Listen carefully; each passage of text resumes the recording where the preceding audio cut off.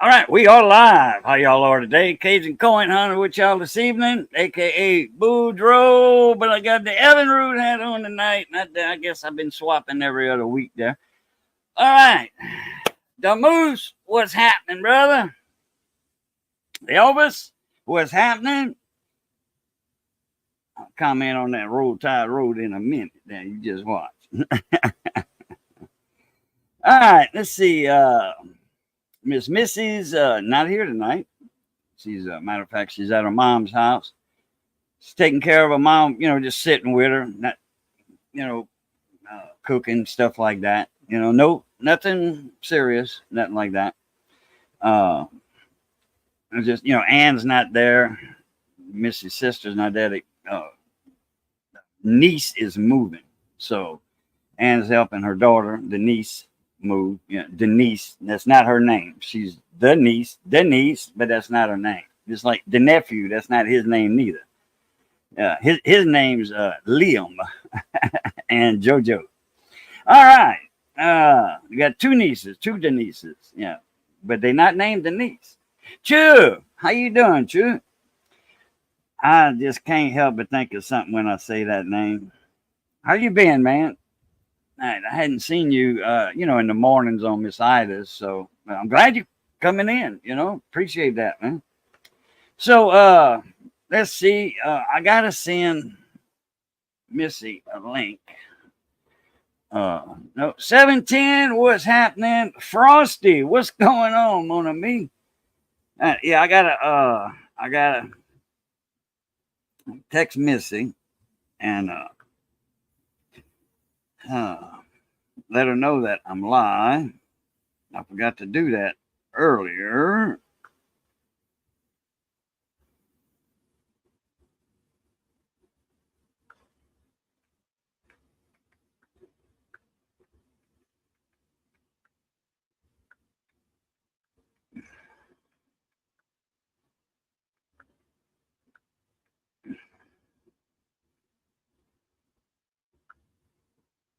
Okay. I was that bad. Shade Tree Shack. What's up? What's up? Oh, I got a few things that pertain to cooking. See behind me over there? Yep. Got some jars of stuff, some goodies. And no, I'm not doing a giveaway on the goodies. Can't. I could ship that, but it costs a lot to ship that stuff. You got to have a big box and then the packing and oh boy, and then the weight. Yeah, that kills me. I shipped some stuff one time. $25 to send off a $4 bottle of syrup. But that's all right. The guy, Big T Coins, he helped me out a lot. I say help me out. Yeah. He had sent me some stuff. Used to send me stuff every year, Christmas and stuff. So, all right, Mike Badger, what's happening? Yeah, oh yeah, pickled. They pickled, but canned. Yeah, we say canned down here. We canning some beans. But they in jars. That's kind of a loose word.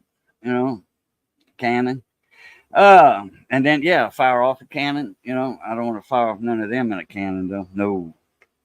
All right, let's see. Do. Now I keep seeing something moving. It's on. Yes, the left one. I usually got it. Really don't have that one up. But anyway, thank you there, Elvis. Appreciate that. So what you been up to, Mike Badger? You still got that little dog, your buddy there that you hooked up with in the woods on top of the mountain? Man, I tell you what, man, I don't know. I have to come down here for the winter because you ain't gonna be staying in no tent up there in the winter. That's for damn sure. Or in your truck, whatever, in the back of the truck. I can see that at Holly Beach in the summer and the fall, but come wintertime, certain nights, man, it gets cold, especially up in the mountains, up in the elevations, we call it. Used to, they got Tucson, Arizona, surrounded by mountains. Tucson, Arizona is a big mountain valley, and it's 4,000 feet above sea level. Some of it's higher. Yeah, sure did, Elvis. I think he said he's gonna be here when he can after 7. So I don't know if he's at work because he's, manager and that, and somebody couldn't make it the other day, and some people quit. So yeah, and when you're the manager and somebody don't show up, guess what? You got to show up. So, but we did some, as y'all can see there, we did some the other night. Missy cut the okra, cut the ends. Usually I don't do that. I just leave, but I cut the stems. What they right there at the okra, but I don't cut, but it'll pickle faster like this because you knock the cap off of it. That's what I call them, caps. So, and you don't pick okra, you cut okra. Yeah, you got to go out with a knife, and cut it. And boy, I tell you what, I used to be good. I have a little old timer, and it was so sharp. I just peep, peep, peep, peep like that. Oh yeah, just pinch it. Just put the knife blade there and squeeze it. Boom. And I used to have a big old callus right there on my thumb. Cut okra and whatever else I would cut. Yep, big handles of string beans. A handful. Snap beans. Oh yeah, pop them. Rail 9222. How's it going? He knows about this cold weather on the mountain. Yeah. Up in Montana like that. Oh, yeah, fried okra, shade tree. Yeah, bam. In fact, these are the little baby okra. They'll get about like that. But these are the little baby ones, not 3 inches, 2.5, 3 inches. And to put Mingo down oh, wow. Oh, man, Mingo was a good dog. Man, I remember them possum and coon used to come around on your front porch. Man, that dog go nuts. My new dog is come here for short. Yeah, spelled with a K. Come here. Come here, butthole. Anyway, yeah, the okra. We had, a lot. I mean, I should have made another jar. I made 2. I should have made 3 and then cut the other okra up, the leftover okra, slice it, then freeze it for deep frying, like fried chicken, drench it, dredge it, and all that. Oh, I used to, Elvis, but I don't do that no more. You got to have tags for that. You just can't go out and Johnny B's in the house, just got out the tub. James Brown would say, "Oh, I feel good." He feels human again. His water's out on him. Well, he's got the water turned off. But let's see. Okay, take me down to Tucson. I'll get the job done. Then call up the other one. Yep, there you go. Take me down to Tucson. I remember that old song. I want to tell you, your boy, yeah, cornmeal battle. Mice and rats eat soap. Yeah. Yeah, I got some meats, some sweeties. I don't know if we still got them because I caught a few. But anyway, it was going missing. Now it's not no more. A whole brand new bar of soap, man. I don't know how they do that.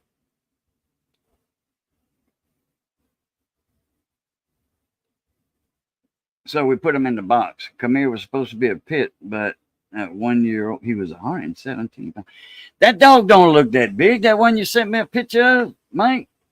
That dog don't look that big. Yeah, Johnny B's in the building, Elvis. There's Gleason. All right, that'll work, Gleason. Not a problem.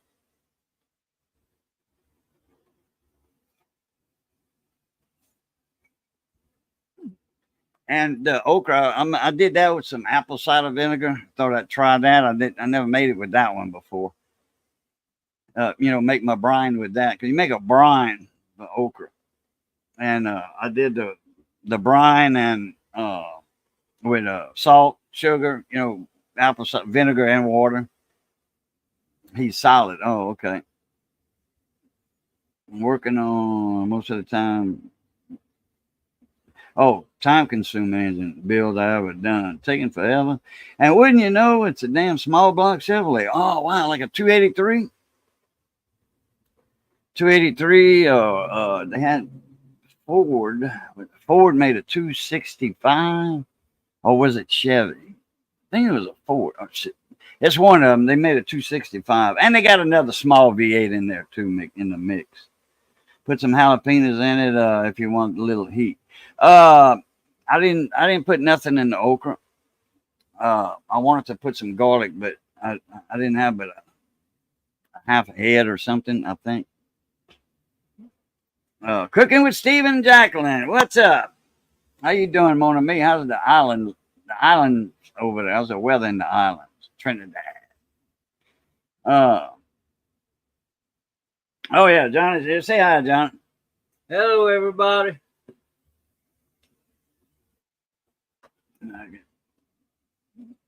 There he is. There he be. There he be. All right. Damn. I know my angles. Damn. I didn't know I was that big. I guess I was looking at the bottom. Anyway.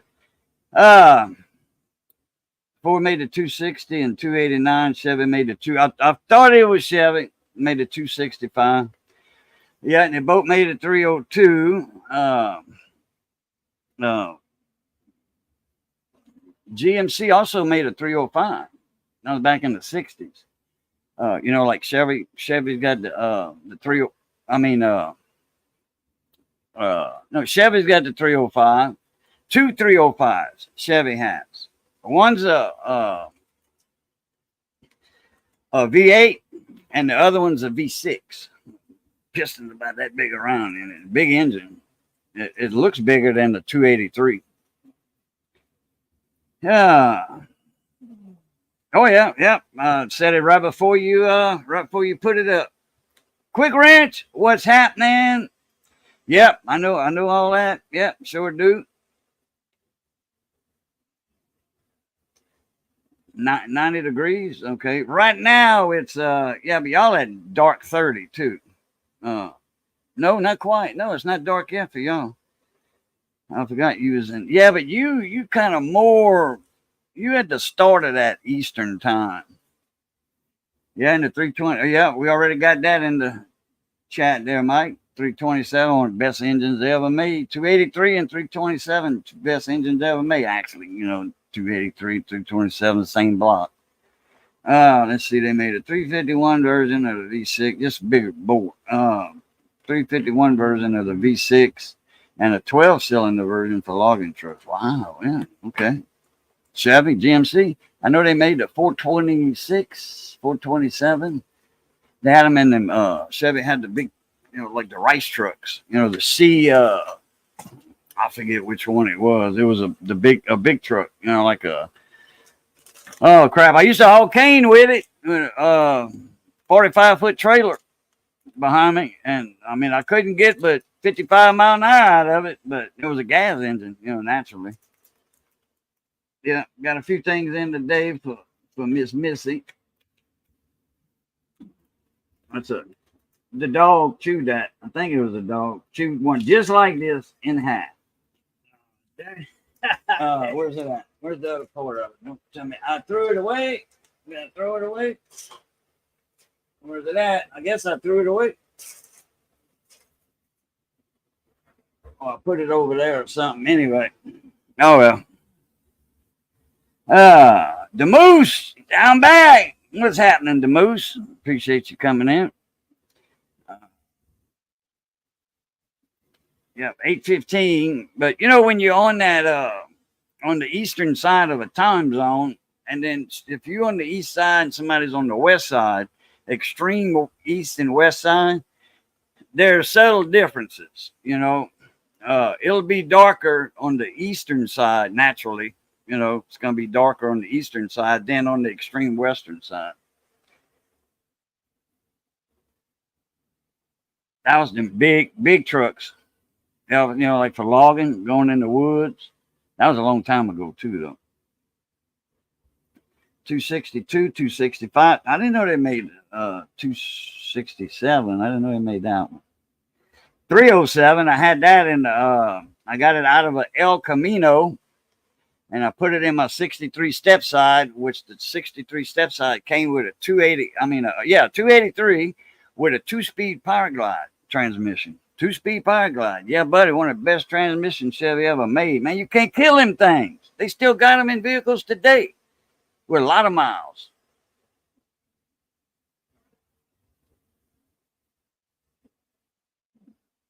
Frosty, you at your house or you at work or what?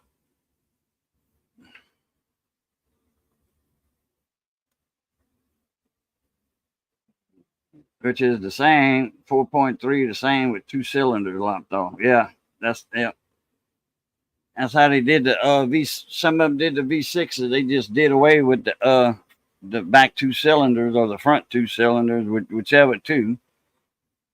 Oh, okay.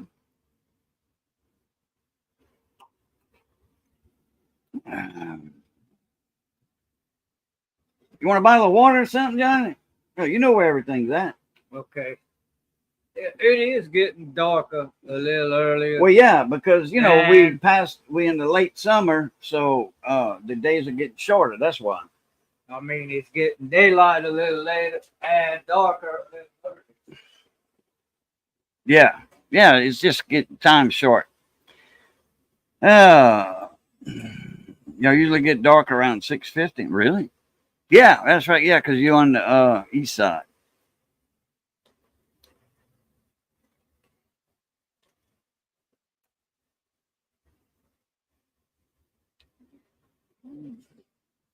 Tall decks. You talking about shade tree tall deck? You talking about those tall deck heads? Like on the old big blocks? Oh yeah. Anyway, I had that 307. I had the 283 went out, so I put a 307 in that truck. That was a nice truck. I had the white wagon rims, spoke rims. Yeah, man.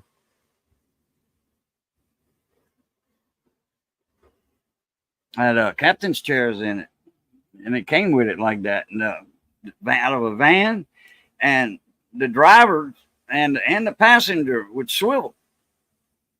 You can, swivel and get out like that. I think they had a few 442s made like that too, because my cousins were like that. They had a little thing you slid, like to slide a seat up and back and up and back. That lever, well, they had one on the side that you hit, and the seat would turn like that. But not all the way, about 45 degrees. It was just easier to get in and out. Pudding Tang, how you doing? Yeah, Johnny's in the house, sure is right there. How's the weather on the Floribama line? Mrs. Adamom's, I sent her mom a Tex Mex to, let them know that I am live. They made a 366, 427, taller deck height. There you go. Yep. 10.20 instead of 9.8. Taller pistons like a diesel with more rings on it. Steel cranks, heavy duty rods with that the 427 or 366. And then Ford made a 352.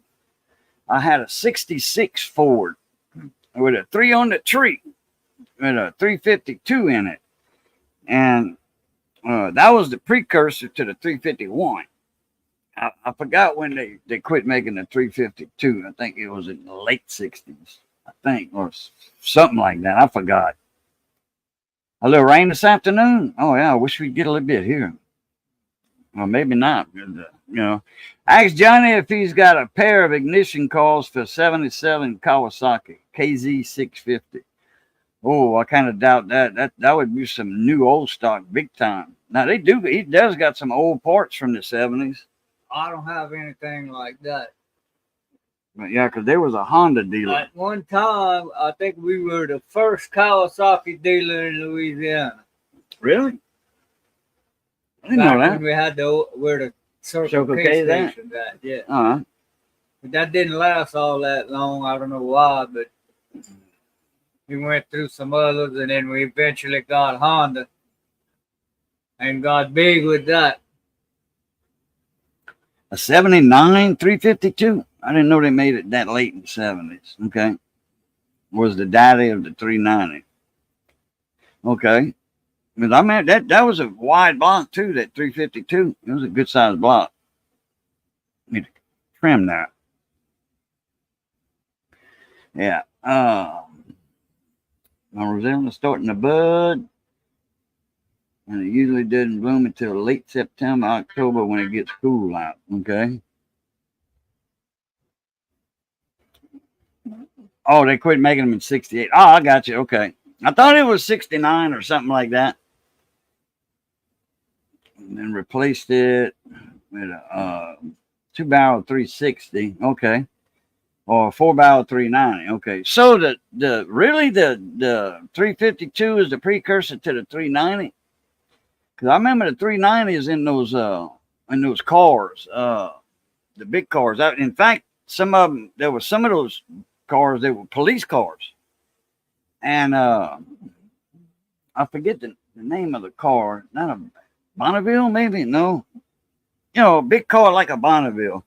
But they had a bunch of them had the police interceptor package in it. And that was the 390, you know, with 4-barrel and all that stuff, you know, all the bells and whistles.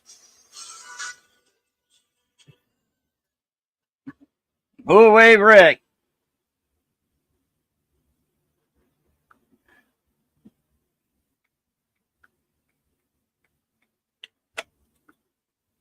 All right, send him a message.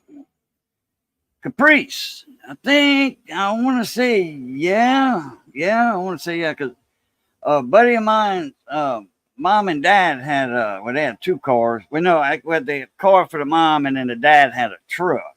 So, and there's full way of calling the house phone. If I don't answer the cell phone, he automatically calls. If I don't answer this one, I ain't answering the other one. You know what I mean? Yeah. You know, I mean, if I'm not home or if I miss a call, you know, if I'm at Walmart and I leave my phone in the car, which I never do, but one time I did. Anyhow, it might be the Caprice. Yeah. You know, a good sized car. We had a big old Chevy Caprice years ago. That was a running son of a gun. Had the 390 in it? Big V8? No, it was a 350. No, it was a 396. Oh, okay. 390. Oh, you sure it wasn't a 390? It was a 396 with a turbojet transmission. Oh, okay. Well, yeah, that'll work. Yeah, you heard it firsthand.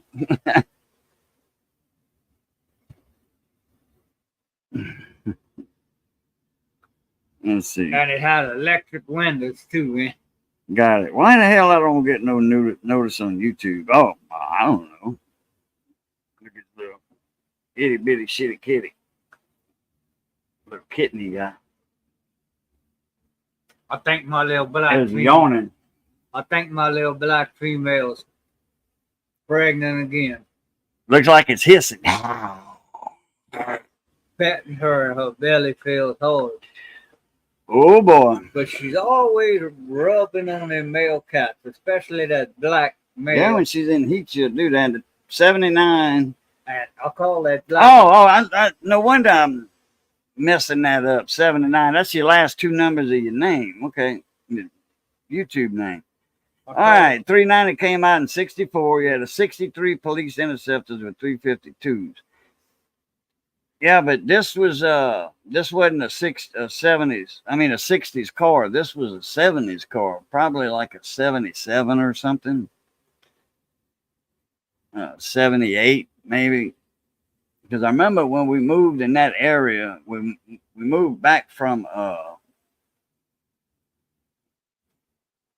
Kaplan. Yeah, Kaplan. We were living in Kaplan in 75 and moved out in 76. Or the beginning of 77, I forgot. But no, anyway, I started the new school year at Abbeville Junior High. I was in junior high in 75. I was in junior high in Kaplan, and then when I moved back to Abbeville in early 77. No, it was the fall of 76. Yeah, I was at Abbeville Junior High. 7th grade. What do you call a boring awning? Come on, Boo, you got this one. You just said it a minute ago. A boring awning? I've heard that before.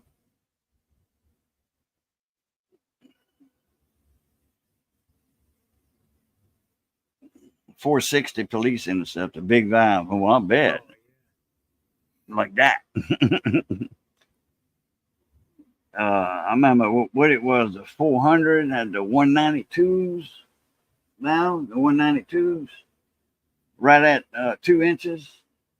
Or 2 inches. Yawning.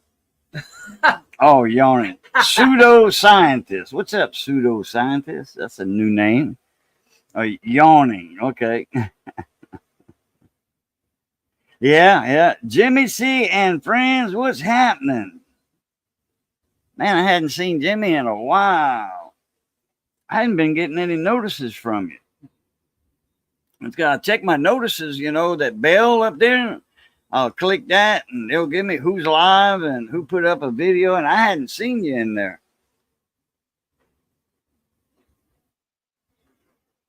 Maybe you heard it before, but I just pulled that one out of my butt. Did you ever notice those little, they got some little things like that when you're standing in line at Super One, and they have jokes and trivia on that you can read while you're standing in line? Yeah, it's up there. You can't take them off or anything. No, some pads this big, but they're mounted up there. Oh. And we got the Lord Emperor in the panel tonight. Right, let's see who that actually is. There he is. All right, Lord Emperor Fielder. I am here in the flesh. Wait, let me turn on my camera so I can say this. Go Tigers! That's it. You're right. That's right. In the state. That's a greeting for Elvis right there. That's right. Oh yeah, I already told you, Elvis. At the beginning he said, "Roll Tide, roll." I already told you there's two things that control the tide. That's the moon and LSU. Exactly. That's right. Johnny's in the building. What's up, Johnny? Yeah, Johnny's here. He had some they're gonna be controlling the tide this year. They don't have Nick Saban anymore. Oh, it don't matter. We whooped them last regardless. year. We whooped them last year. And every time we lost, it wasn't a bad beat. It was just about, a few points or a point. Touchdown or less. I can't help but think about Alabama a few years ago. They lost to Clemson in the championship. Then the next year they lost to LSU. Then they lost to Auburn. That was the 3 games they lost. All to Tigers. Yep. It's okay. Alabama might win 4 games this year if they're lucky. Uh-huh. Yeah. Ken Carlos, 101. UDX 111. What's happening? Maybe a Galaxy or a Fairlane. Oh, I thought you was talking about a radio. Galaxy 33 or 66 or Galaxy 99. Yeah, my old grandpa. But yeah, I know Galaxy or Fairlane vehicle. Yeah, I remember those old Galaxies. My old grandpa in the 60s. He bought I think it was in the 60s. He bought a Ford Fairlane. And the first thing he did was took a knife and cut every seatbelt out of it. Dang. I was in your chat last week, but you had too much going on to see me. Really? Oh, wow, man. Sorry about that. That was years before seatbelts were mandatory. Yeah, no, I used to be in his streams almost about every other night or so. But like I said, I hadn't been, seeing any notices. I'll break the unwritten C rule. I took a picture of this. This was in front of the auctioneer building, the therapy building yesterday. I didn't go close to it, but here's an old car for you. Oh, nice. Oh, yeah. Check that out. Where's that? Like a 40s model? It looks like it. I didn't get close enough, but it was outside the therapy office, right around the corner from where I work at. It was sitting. Yeah, I took a picture from. That's pretty swift. Yeah, that's yeah. That's what's the name on the front of it? Is that like a Bolin or? I think it's a Ford. Let me see if I can zoom it in faster. Hold on, let me A little see. bit more. Yeah, they had Wicked Insanity. What's up, T Mike? Let me see, because I didn't go close to it because I didn't want him to say anything. I took it from afar. Let me see. I don't know if that says anything on the.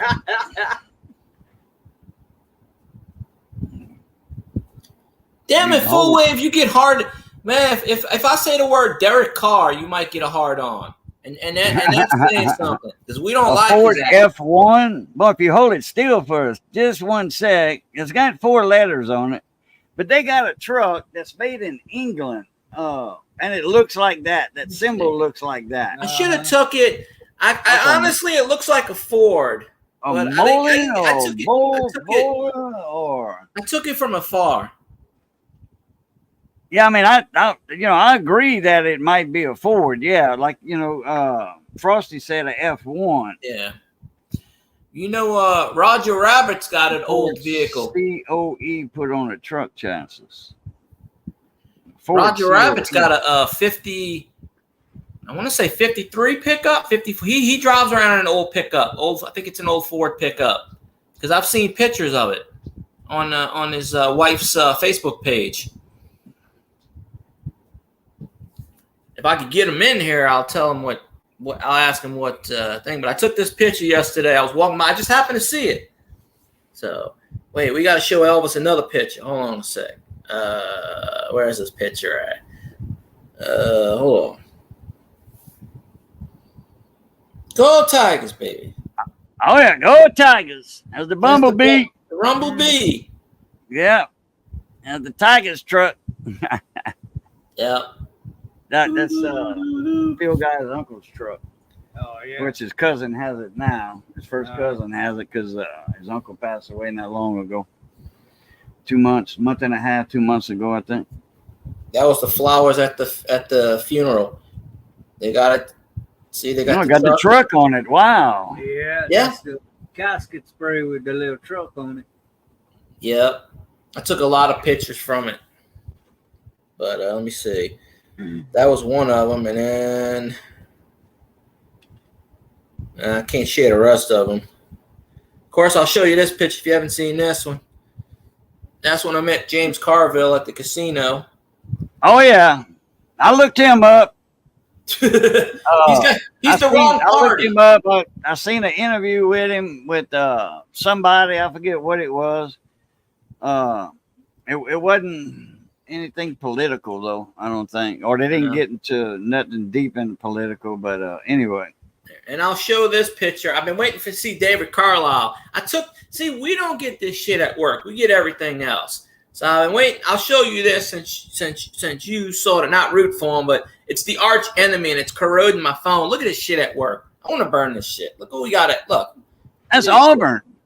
I know it's a clipboard, but look at it. Yeah. But anyway, there's no man. I took that for David Carlisle. Okay. Yeah, you see, when I lived in Alabama, I was an Auburn fan. I mean, hey, it's better than being a Bama fan. Well, that's for you too, Auburn. Yeah. And then Auburn Tigers. Like LSU Tiger, but we always say War Eagle. War Eagle, baby. That's right.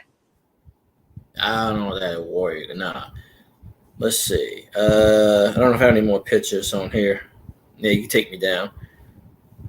But I'll show that to David Carlisle. I just took that and I'm like, well, we get like Carolina Panthers shit. We had Falcons hats and this Japanese dude bought them. And he goes, I said, I know you're going to flip them. I was like, look, I took my boss a lighter. I said, we had them for $2 a pop. I was so tempted to buy them. I asked my boss, give me a lighter. Once I buy it, I can do whatever I want with it. I was going to set fire on them in the parking lot. I'm just like, nah, this shit. I didn't even know we had Falcons hats until this damn Mexican hands me these hats, and I go, why in the ass am I touching this? It's poison. But wait, I should have my. Oh wait, does Elvis have one of these Super Bowl hats? This team hasn't won a Super Bowl yet. Oh, I'm so sorry. No Super Bowl for the Vikings. Remember when what's his name popped in my chat, and you know what he said? He said, "Tell Elvis, Silver Tanifa." He says, "Tell Elvis go the Bike Queens." Remember he said that? Everybody jumping in the chat. All right, I'll be quiet now.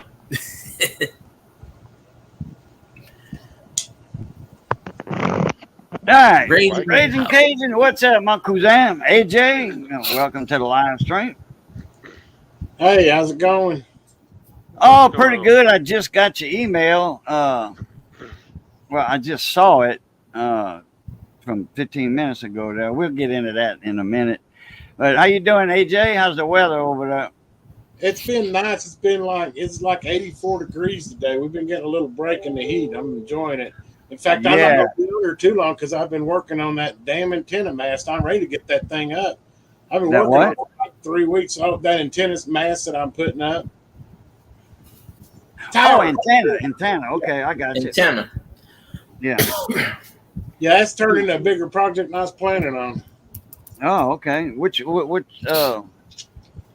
you putting up? I got a Ron 25G. I'm going to go about 50 feet. No, I mean, which antenna you going to put on it? Or I'm probably going to put 2 of them on there, but yeah, actually, I've already got 3 mounted on there, and I'm working on. In fact, I just came in. I thought I'd come visit for you guys a little bit. But I'm working on it. In fact, I don't know if you can see it behind me or not. I'm working on getting this guy right here on, which is one of them. It's one of them. They call them Ringer Rangers in the day. It's a 2-meter antenna. 2 meter? Yeah. I figured it would be about 2 meters, the size of it. Yeah, I got an 11 meter. What do they call that? Silver rod? I'm going to try one of those silver rods. Those Vernon silver rods. I'm going to make me a 2 meter beam. I got all the stuff to do it with. I've got a couple of old TV antennas, and that right there, just about all I got to do is cut a couple of them down a little bit for it. Or was it? Wait, which I don't know if it was 220 maybe. I was gonna make a beam for, but anyway, I can get up to I could get the aluminum and stuff. I got the mast already, but I can get the aluminum for the elements for 2 meter. Like a 5 element beam or 6 element beam. I've got all the stuff on online, the formulas, to make them. How far apart and how big and the length of the element. And I'll be on the on the vertical side. Because most everything around there is on the that I know of, like VHF Marine, because that's one reason I want to get close to the VHF band. Yeah. I got a lot of buddies out there have VHFs. Yeah, it's funny you say that because that's actually that's the only beam I put on this up top. I've got a rotor on it. I put an 11 element 2 meter beam up there, and it I actually got it from an old boy. It fell and it broke, and but the gamma match was still good on it. Just had 4 or 5 elements broke off, and I did the same thing. I just scrapped some metal and just cut the right lengths. And yeah, that 11 element, man, it's got like 12 or 13 dB gain. I can talk to Oklahoma City from here. Oh, I bet. Hell, on the water, like the Coast Guard, I used to hear going out of Vermilion Bay, I'd hear New Orleans and Galveston Coast Guard. Now Vermilion Bay is right dead set in the middle of Louisiana on the coast. There's a huge island there called Marsh Island, and that's what forms the bay. Vermilion Bay is that right in the middle of Louisiana. There's a big indentation that's Vermilion Bay, and that's 100 and whatever miles to Galveston. But they way up in the air. Yeah. Yeah. They are way up in the air. As long as you can get above the houses and everything, you should be able to hear them fine. Yeah, I'll be about. I'm going to point mine kind of southeast because my buddy's over there by Laurelville. He's closer to the coast than me, but he's right there and I'm just that way I can hit Kaplan. I can pick up Kaplan if I just set the beam there. I won't have a rotor on it. I'll be able to turn it by hand if I want. Yeah, that's old school. That's the way I used to do it. Yeah, yeah. Oh, I've had some PDL2s up like that, and I went to Tournament, Montana. I keyed up, and I had an old something like a Maverick linear, and it's like a 1,000-watt linear, and they had I forget how many tubes in that thing. It didn't do 1,000 watts though. You know how they do that? Them linear companies, you know, they boost up the wattage. Anyway, Yeah. it wasn't no 1,000 watt. Yeah, but, it's just like car amps. Yep, same thing. yeah, yeah. So anyway, I was turning it and I keyed up my mic, and that the amp was plugged in the wrong way, you know.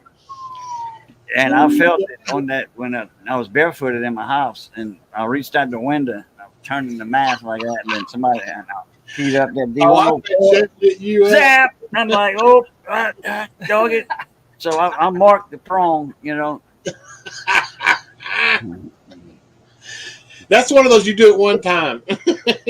Yeah, it hurt too. It did, man. That electricity, nothing to play with. No. Tommy Handling, how you doing? TV.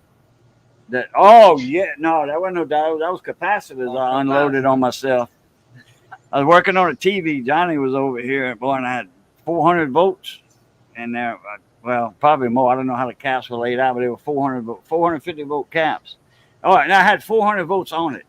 I remember I checked it while it was running to see if I had my voltage up to the capacitors, and that was the main caps, the filtering caps.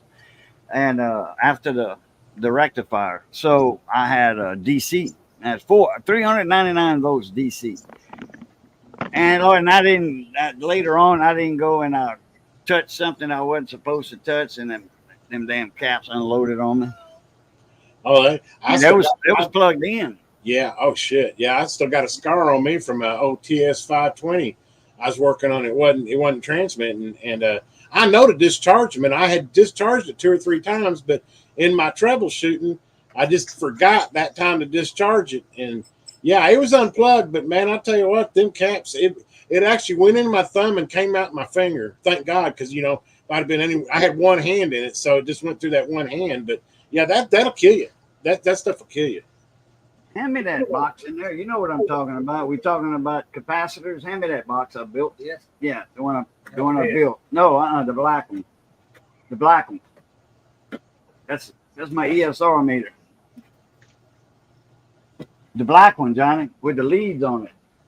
Look in the back. See that black box? Oh yeah.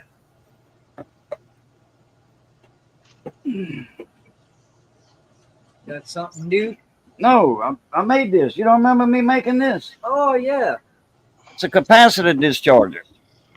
I got 2 LEDs. If you hook it up wrong, you know, on your caps, it won't blow your diode.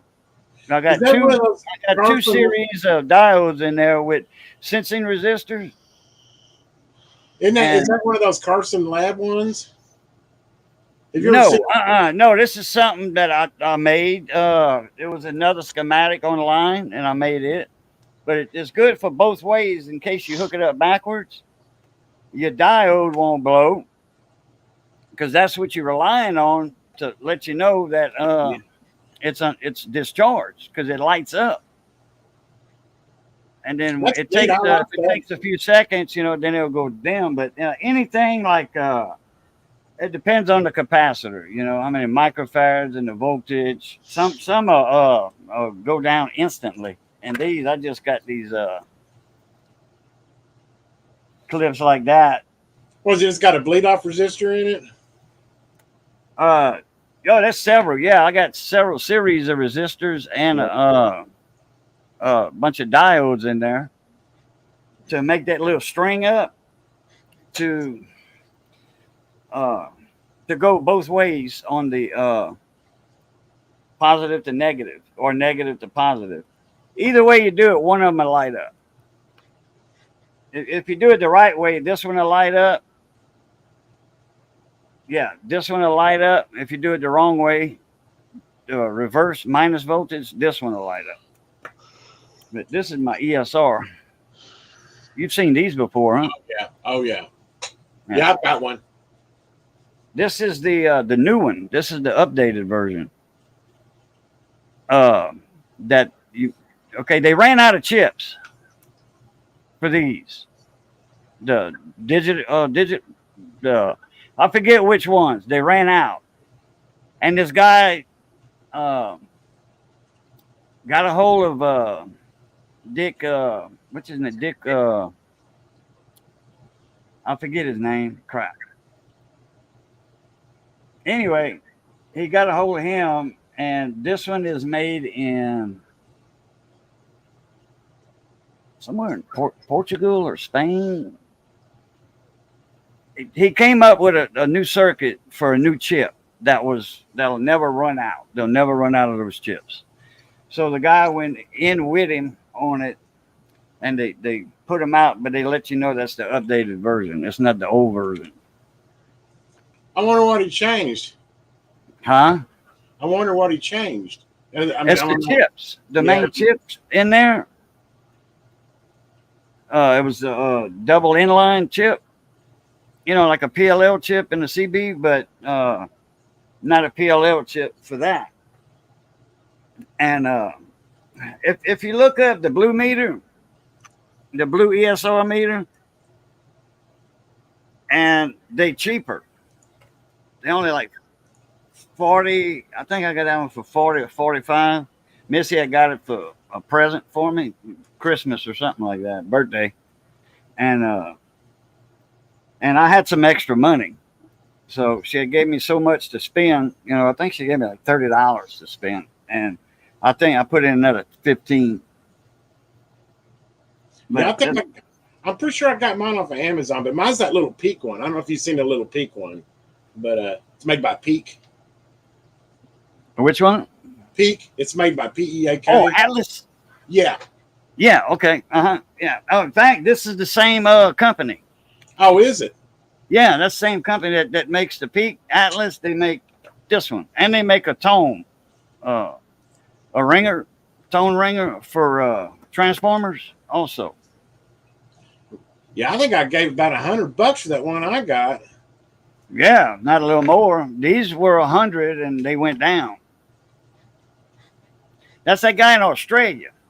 I'll be damned. I didn't know that. Yeah, that's that guy in Australia that came up with those. I got it's a that handy very little item, man. I tell you, I've used it a bunch. Oh yeah, yeah. No, but I like this one. I like that capacitor discharger right there. This wasn't made. That's what made me build this when I got hit. Movie, you show them your do-it-yourself pants cord hanger from the scrap condenser unit? No, I didn't. Oh, I should show it. Yeah. I don't have it in my computer full way, but I can show it on the phone. Let me get some lemonade. Be right back. Y'all take over. Take over. Nah. So anybody find any good coins lately? Nope. Okay. Of course, I'm not really a coin collector, so. I ain't either, but I know a bunch of you guys are. Don't put coins in Raging's hands. He cuts them in half. Sure did. And then he sends them to different states. He says, "Be gone, coin." He had to try out them new cutting pliers he got and cut a 2009 penny in half, which is the anniversary of Lincoln, the 200th year of Lincoln. And because the Lincoln cents, Lincoln pennies came out in 1909, and then he was born in 09. So in 1809, if I'm not mistaken. Yep. So anyway, it's the 200th anniversary of Lincoln, and they came out with a series of pennies. There was 4 different designs. There was the log cabin he was born in. That's him sitting on a stump, splitting rails, for fencing, but he's reading a book. And then there's when he was not the president, but in He was a senator. Congress or lawyer or whatever, his later years, and then the presidency, with the Capitol building, not finished, not quite finished. Because when Lincoln was in office, the Capitol, with the dome, it wasn't finished. Even when Grant, they were still working on it when Grant took office after Lincoln. I don't know if it was finished during finished in the 1880s, I think. Grant's term. Well, then no, it wasn't Grant then. Or it might have been right. It might have been 8. I remember I saw something recently where it was they put the one on top of it. They redid it, and it got postponed. They started in like the 1820s or something, and they ran out of funds, and then the Civil War pushed it back. And I want to say it was like 1885 or something, somewhere around the same time with the Statue of In Liberty. 1814, the British set the White House on fire, the Capitol building on fire.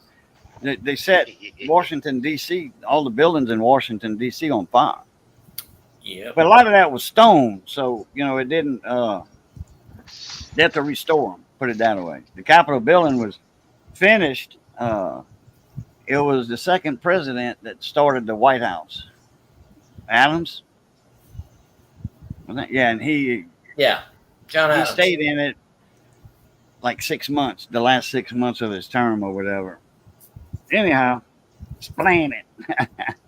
Let me see if I could show that lead hangers. You got some of those lead hangers, AJ? I'm not sure what you're referring to. Those Pomona, for test leads, look like a cone, a big cone.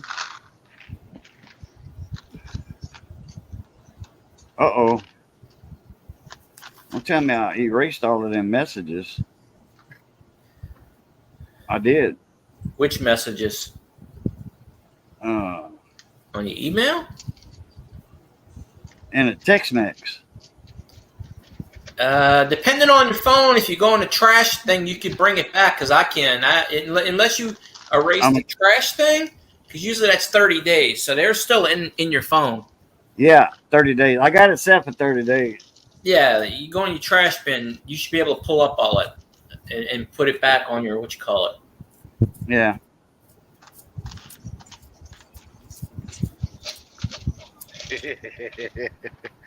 I'm reading Full Wave's comments about $20. Like, is he giving everybody $20 for doing a strip show?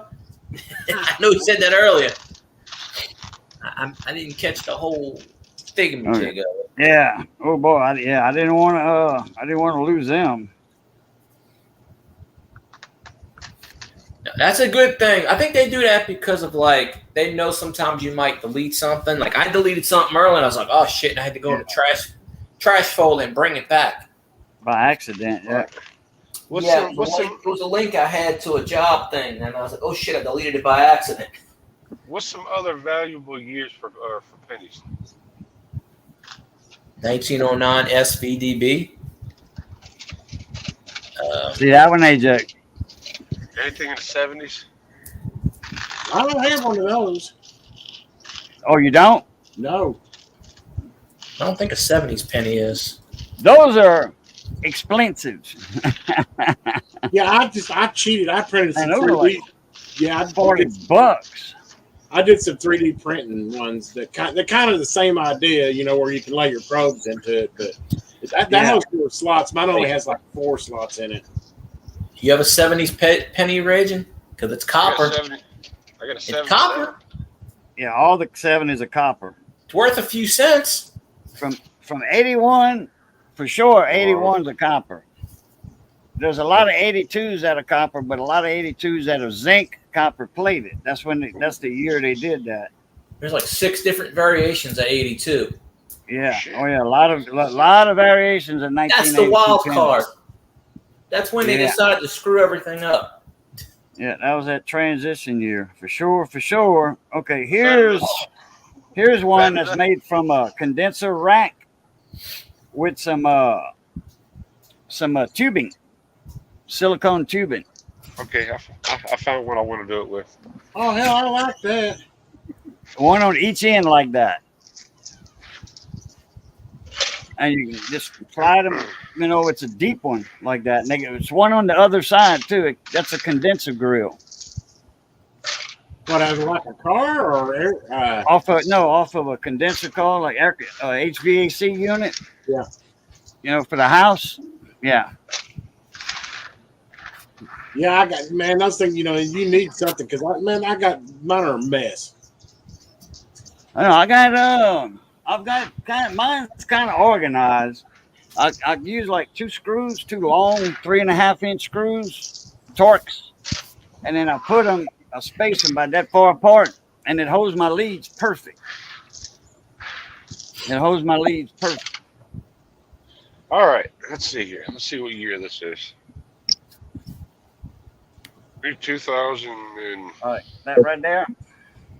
This is some I made right here from a multimeter. Yeah. That's the safety one with the red tip in it.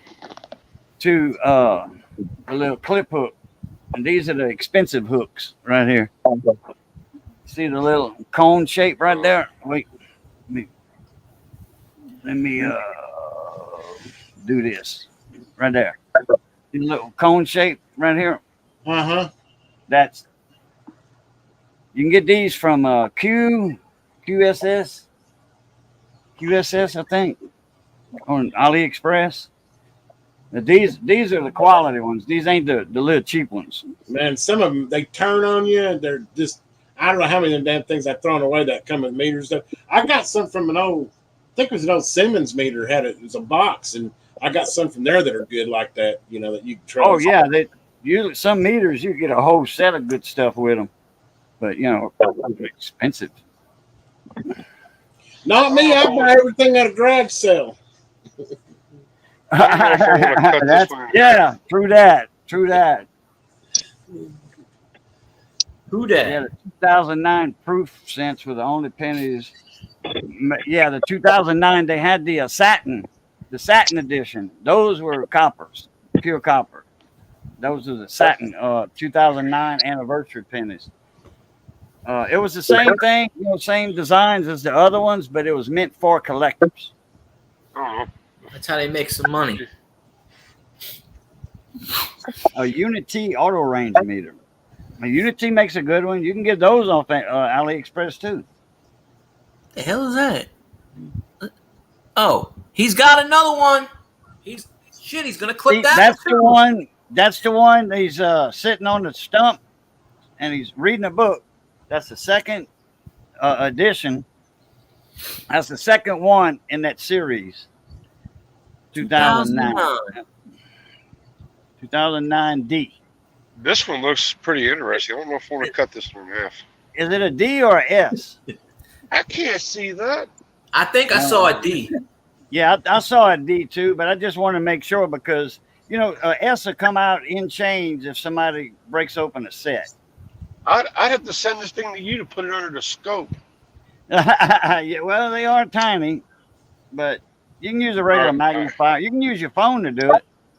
I won't cut that one in half. Put it under Take your a glasses. take a That'll clear work, too. picture of it with your phone, and then you can explode the picture.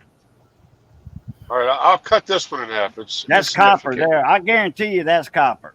Wait, let me ask you a question. How many views did you get for that video? Like, do you know how many views you have now for it? I don't know. Okay, because if you ain't got that many views, I'd say no. But if you got like 20 million views, then I would say, okay, probably that's worth it.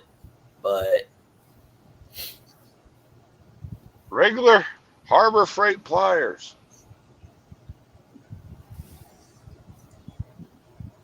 They're just Harbor Freight pliers. Is that the double joint? No, it's just a long reach. Oh, okay. Now that's that old coin. That's not the 2009, is it? No. That yeah, one's safe. don't cut that out. Yeah. I'm gonna stick it in an envelope and send it to you for evaluation. you get the crappy Lincolns, the one that's corrode. Those are the ones you cut. This is why they say don't give me no coins.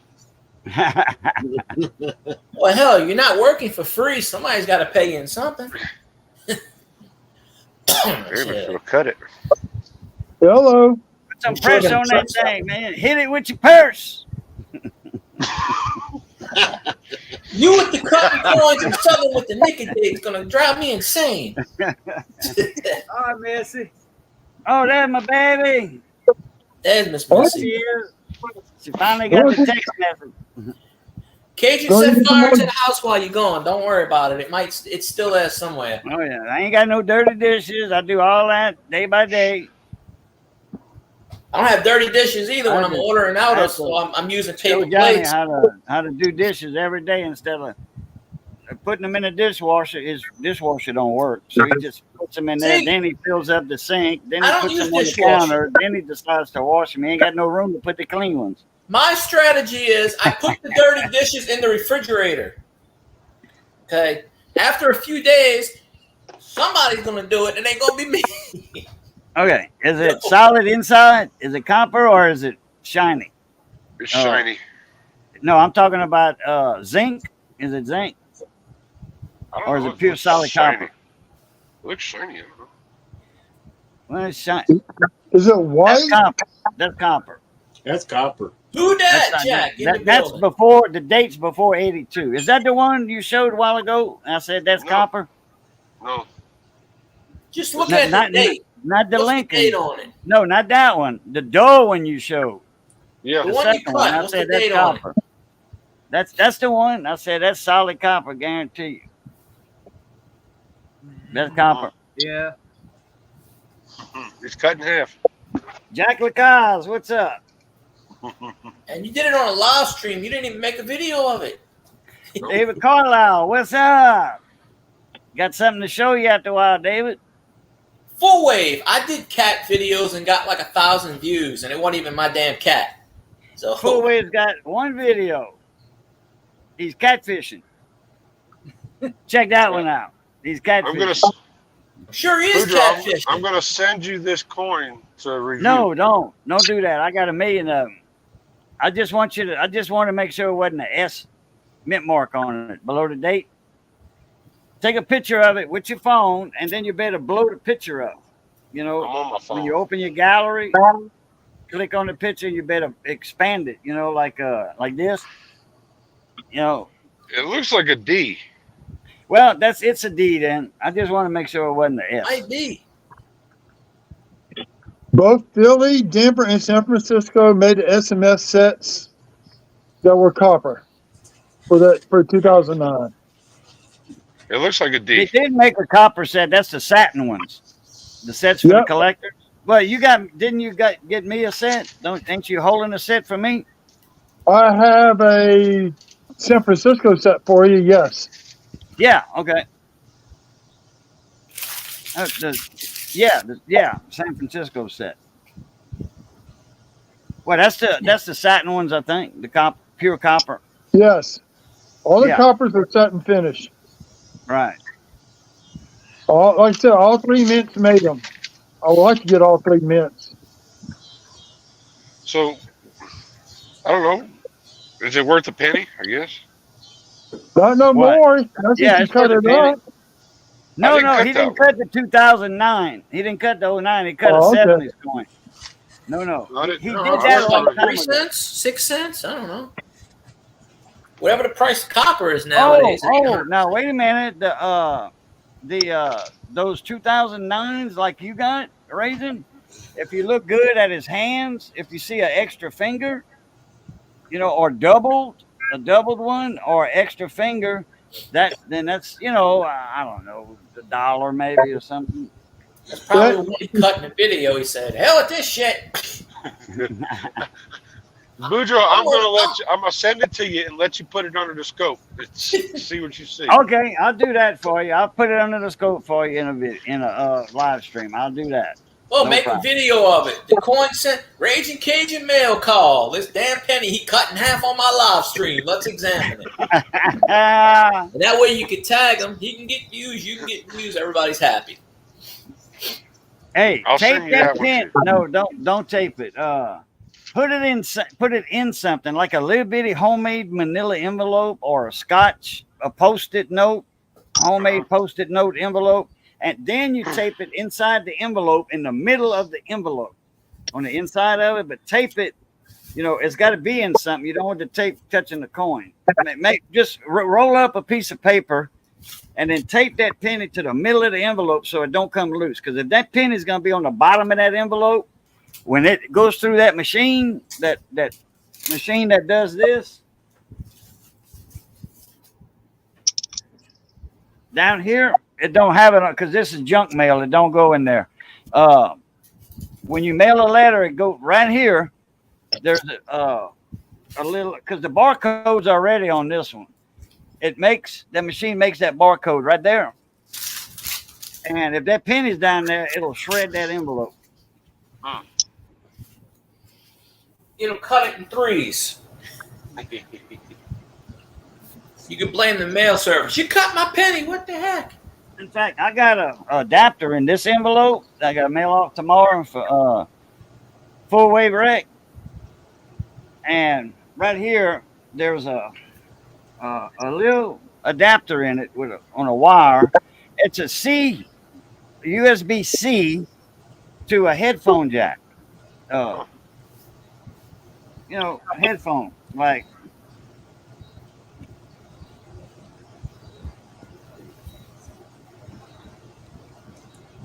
this. Oh, Missy, got something to show you, baby. Look what I got you. Anyway, it's a thingamajig. Right here, it's an adapter from a female on the adapter. You plug this in, and you plug the Type-C in to a laptop, a phone, and you can hear in your earbuds or your phone. But it goes from this to Type-C. I'll be danged. Yeah. So that's what's in this right here. Going to Full Wave Rex Boss. That's for his boss. There you go. For his boat. Be like, boss, give me a raise. I got you some free swag in the mail. I got my Cheerio penny back from grading last week. Oh, really? Yeah. Chart card. MS67 red NGC. I paid MS67. That's a $450 coin. Whoa! Wow. Okay, which one is it? Which one is it? NGC, the 2000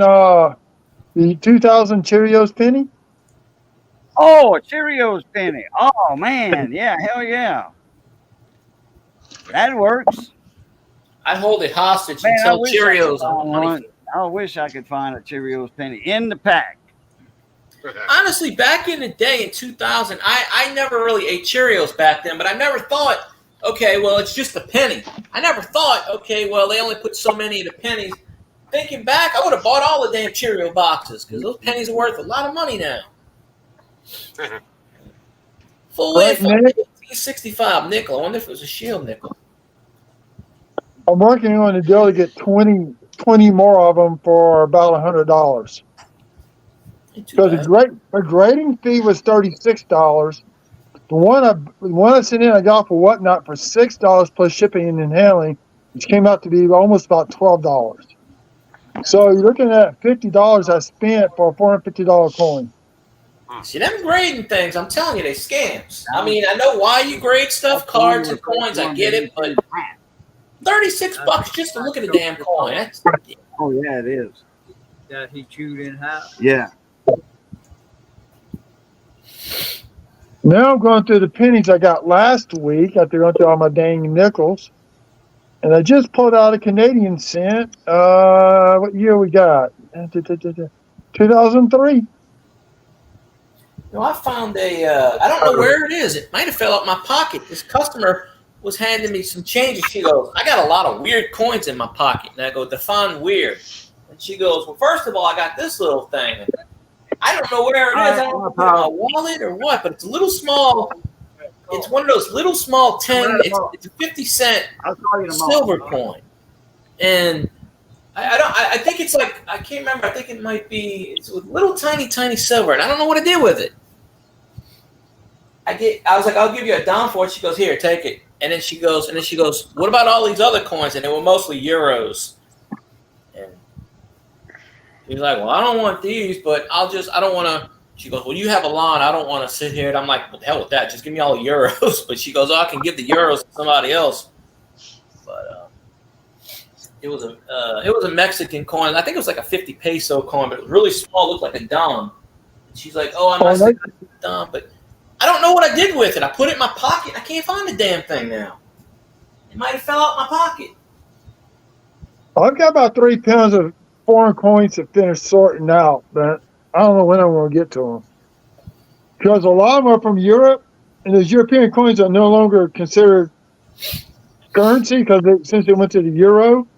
But you can still find silver. I mean, last weekend I pulled out a 20-cent coin from Singapore, and I pulled out a 1932 Canadian nickel.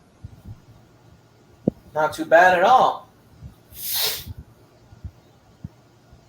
So right now, this is the box of Pizza Pep last week.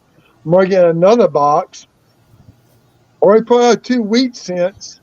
I just not getting started on these rolls. But I count what I got my 2 for this year. I'm up to, in my medicine bottle that I got the wheat cents in, 115 Wheaties this year. In the last week, I pulled like 5 or 6 Wheaties out the registers. Because we get the Brinks truck. We don't. Our company don't deal with banks. We get all the shipments right from the Brinks trucks, the change and everything. So you open up the change, and I'm always finding a lot of 60 nickels and 50s nickels. I pull. Of course, I opened up a roll, and it was all 1964 nickels. I'm like, nope, don't want that. That's contagious. No. But now, out of that box of nickels, I had 5 1959s and 4 1958s. Nickels with luster still on the obverse. Some have some signs of steps on them, but not full steps all the way across. It still has some steps showing on the reverse. So I upgraded 5 books. So no silver nickels, not one. I was not happy about that part. I almost yesterday, and I was looking at this quarter, and it looked like a silver quarter. It had a 3 at the end of it, and it looked like a 63. And I looked at it, and I'm like, it looks like it. But when I did the drop test, I was like, it doesn't sound like it. So I kind of looked at it closely. The reason why I couldn't tell it was an 8 or a 6, they had a black mark on it. And I'm just like, well, I had a napkin. I wiped it slightly, and I was like, that's 83. But the patina of it, I swear, it looked silver. It looked silver from the side. Just, I don't know. It was just one of those weird combinations. But when I dropped it, I could tell it wasn't silver. And I was like, oh, man. I had the same thing when I did a couple 4 rows of dimes last week. It looked like it was the gray edge of an older dime, but when I looked at it, it was a 1973 dime or something like that. It's like, dang it. Some of those, I think those, like when you get those watermarks, when they got the rainbow effect on them, like the 50-cent pieces, it had to be through like a washing machine or something to get that weird looking glow on them. But what you're talking about toning on silver? Sort of like that. Toning, yeah. Well, copper does it too.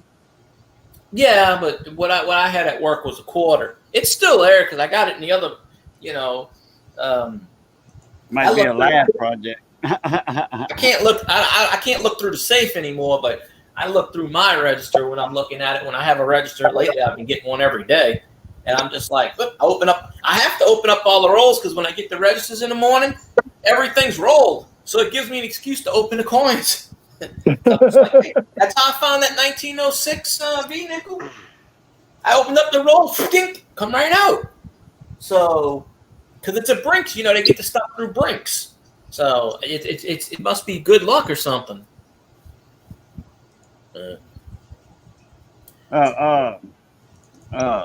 Full weight wreck. That shield nickel. That was your first nickels to be made in the United States. Before that, they didn't have nickels. Before the shield nickels, they didn't have them. They had what they call a half dime, and they called it a half dime. They didn't call it a nickel because the word nickel wasn't invented yet for a coin. When they came out with the nickel, the 5-cent piece, it was made from nickel, the nickel metal. That's why they called it a nickel, because it's made from nickel. And a little bit of manganese or magnesium, whatever. Manganese.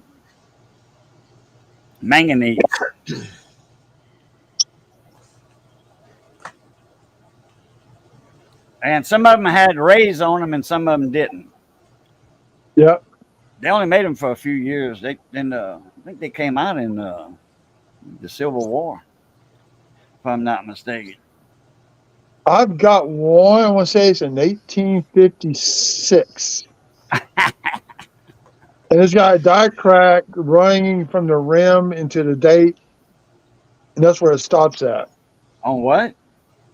It's a 3-cent nickel. It is a shield nickel. I've got to put up. It's in the safe. It's in a 3-cent nickel. Yeah, they had those in 1856. Yeah, I think it's a 3-cent nickel. I don't remember. It might be a shield nickel. I have to go look for it. Well, they made the 3-cent piece in silver. They call that a trine. Okay, like yeah, trine for 3 cents, but and those came out and they were made of silver. And then later they made the 3-cent nickel, which was they made it out of nickel. That's why they call it a 3-cent nickel. But it was a 3-cent piece. But there were different designs on them. Okay, so you can tell by the design if it's silver or nickel. But those were invented to buy stamps, because stamps cost 3 cents, and instead of giving change, they just made a 3-cent piece so you can buy stamps. That's the story on that. There's one stamp that's on my bucket list, and I know I can never afford it or buy or get it. It's an upside down flying airplane. Upside down airplane, yeah. Yeah. Yeah, that was my wish when I was like 9 years old, when I was collecting stamps back then. I collected coins and stamps. But I didn't get into stamps until I was 8 maybe. No. I was 10. 10 or 11. But I started collecting coins when I was 6 or 5. So I started the coin collecting when the bicentennial quarters came out. I was already collecting stamps, used stamps off the envelopes. Cut off the corners. And then during the flood, I lost several of the yearly stamp books that they put out. You can buy at the post office. I lost about 8 or 9 of them, and some of them were. One was actually more valuable because it had an error on the stamp itself that was in that book. I think it was $1.75 for 10 of them with the shipping. $1.75 for 10 dishwashing sponges. We was on our last one, so I had to get some more. And hell, you buy these at the store, it's like 2 for $2 or something, or $1 for 2. I saved some money. I got 10 of them for $1.75. I remember going to sort of like 7-Eleven back here. They call them stop and go. The little stamp dispensing machine. Go put a quarter in, get a couple of stamps out.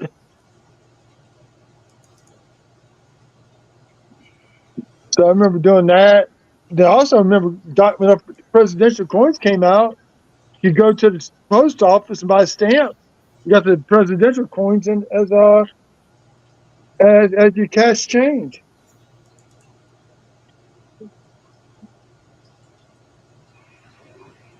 So a little bit. I got a video to do. I picked up some stuff at the coin shop. All San Francisco's Lincoln cents from 68 to 74. SMS set. The cents from 60s, 65, 66, 67. Full PDNS, 21, 22, 20 set. A bicentennial set. I just need to look at that. There's 6 coins. I'm trying to figure out why there's 6 coins. There's some company put together. Oh, it's got the 75 S. So you got the 75 M to 76. So that's what that is. Okay.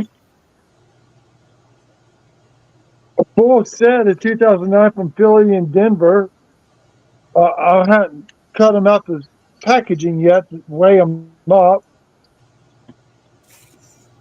A full set of the like I gave you, Cajun, 82, all 7 coins. The 82 set. That's a dishwashing thing, Missy. Those are $2 a piece. No, it wasn't no $2 a piece. No. These envelopes.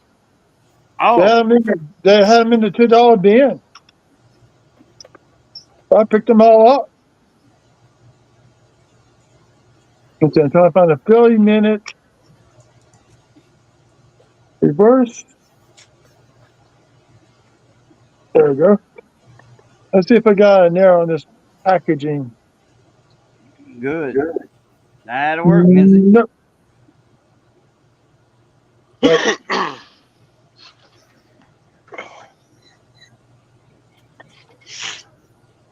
No. Let me show you that picture. There you go, AJ. I'm here. That's Oh, two yeah. 3.5-inch screws, Torx, close together, and then you just drop, like the end of the lead in there. You just lift up on it, and it'll slide right out of those 2 screws. Yeah, and then you I just got, wrap it around the screw. I got 3 sets of leads on there. Well, I got 1 set of leads that they drooping over. You see them hanging over because those are 8 foot long. And those are 12 gauge wires, and they're 8 foot long. So, Jeez, I don't know. I've never had any test leads 8 foot long. they got the 4mm on each end, and the slide on 4mm heavy duty alligator clips. That's like if you're working on a car, and you got the meter in the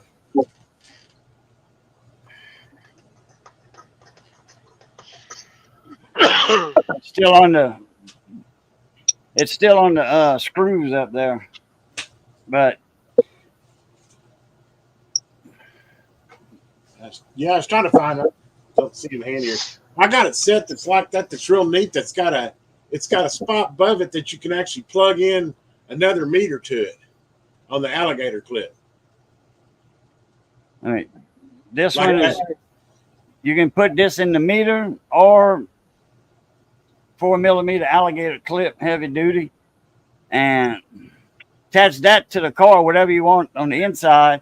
And if you want to check voltage, your meter's inside, and you got to give it the gas, accelerate, or do something in the car, and your meter's in there with you, so you can see it. This will reach from the battery to the inside of the car. I'll be damned. I've never seen them that long. I made it. This is 12 gauge silicone. This is a 12 gauge. I made these. I make my own leads. I make all my leads. I made Johnny a set, man. It was nice. Knock down, drag out set. Johnny said, damn, if I had to buy this, it would be $30, $40. I'm like, yep, about that. I make all my alligator clip leads. I make that all with silicone wire and good clips.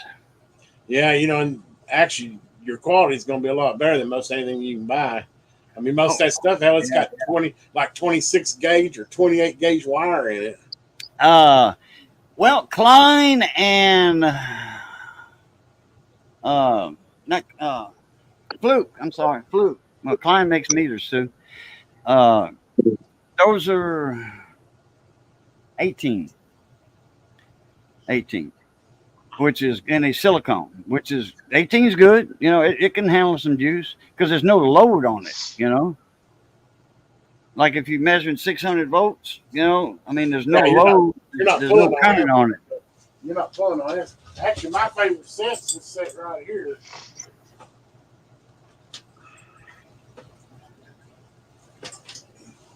I've never seen this type before, but it's actually got a color cute, like a mic cord. Yeah, it's got the nice screw-in metal tip. I don't even know what meter I got these off of, but I got it. You know, one of the meter sets I got. Oh, that's an old set. Yeah, that's the old style probe. Yeah. It's got the nice, you know.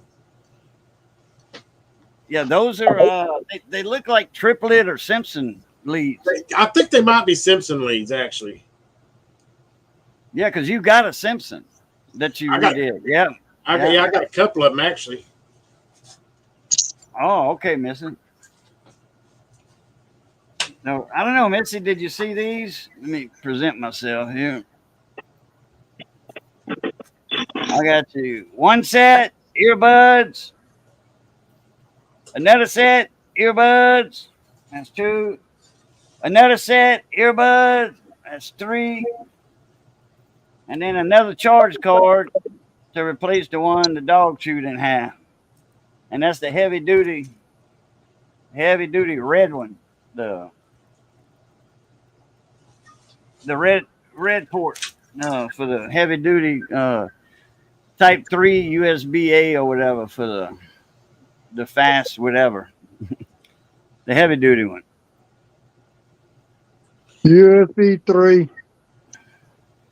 Yeah, like the Thunderbolt or on a Apple they call them Thunderbolts.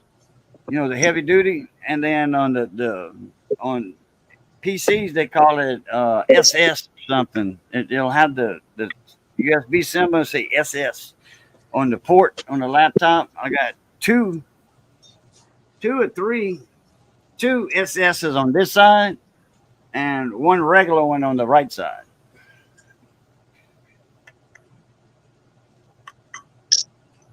Oh.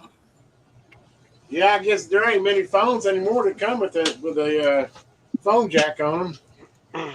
They expect you to Bluetooth everything. What's that? I said, yeah, most phones these days don't come with any audio jack on them. They just expect you to Bluetooth everything. What? Well, iPhones they don't have the 3.5 millimeter, Right? Like this one. They don't have that 3.5 jack right there. Yeah, the newer Samsungs don't either. Let me go get some lemonade. I'll be right back.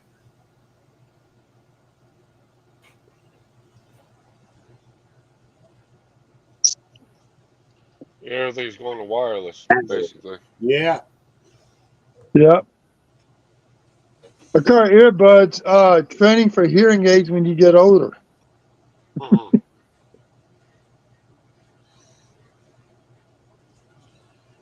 That and eyes, I tell you, that's what I seem to have more problem with my eyes older I get. Used to, I'd get in there and work on the electronics. I could just see the colors of resistors. I didn't have to. Now I got to get a damn magnifying glass and a light and a pair of glasses, and it's Oh, I got this right here. Johnny got me this for my birthday or something. Christmas, I forgot. I think it was my birthday.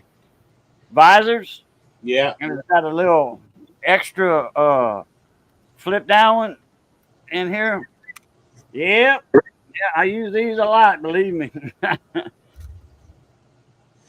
Look, a little cigar box. I got several of them. The Tampa's, Thompson and Company. Some little cigars came in here.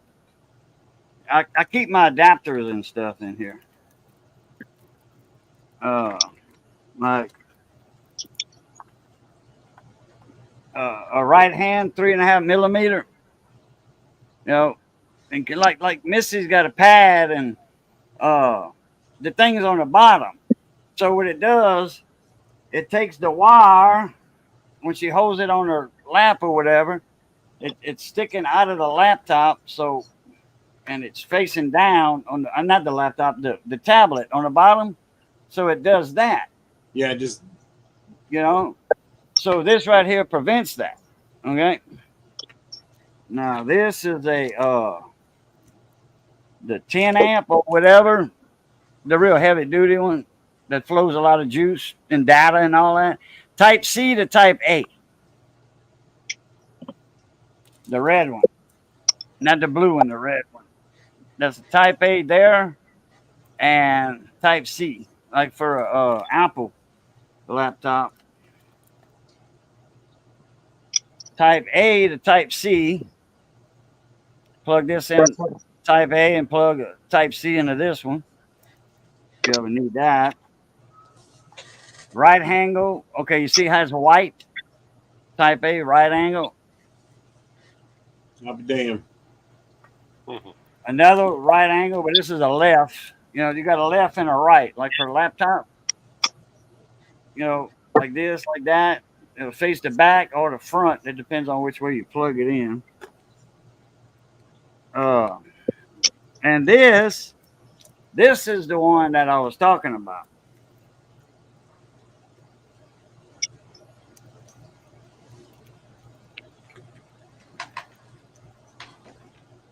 It's a 3.5 millimeter headphone jack. Okay, just like on your laptop, you know, any laptop or whatever.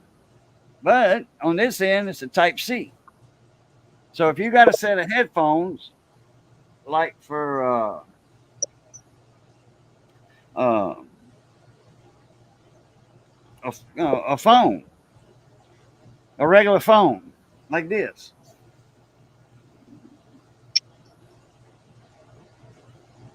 Type C will fit in the bottom of it, like to charge it, but it's also got data. You plug your earphones in here, and you better hear music or video, whatever, from your power or data center, you know, connection. But this one has a 3.5 millimeter on top of it. So, or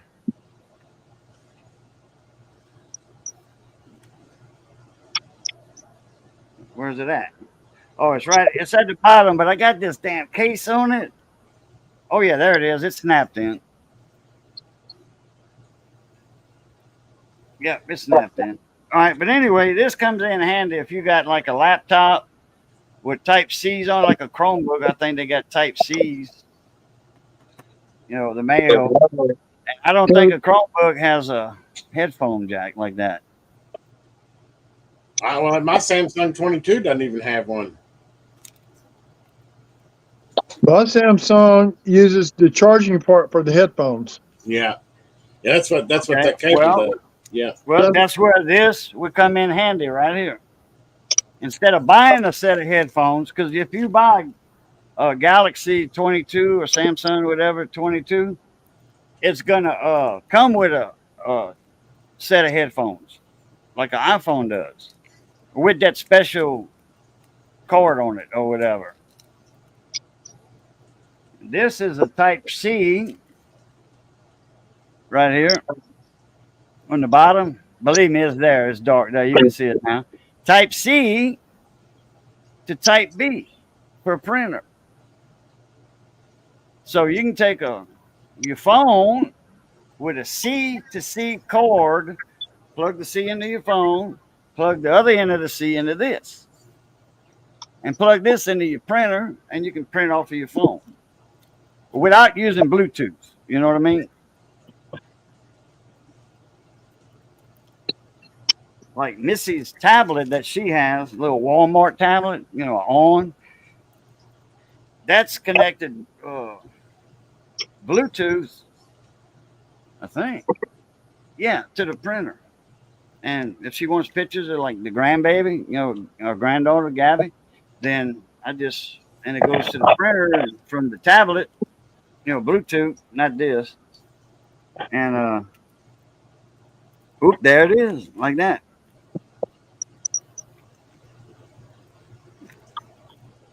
I wonder who came up with the name Bluetooth. You know what? I don't know. I never gave it much thought. Somebody with a Bluetooth. But that's a good, honest question. Of all things to name it, Bluetooth.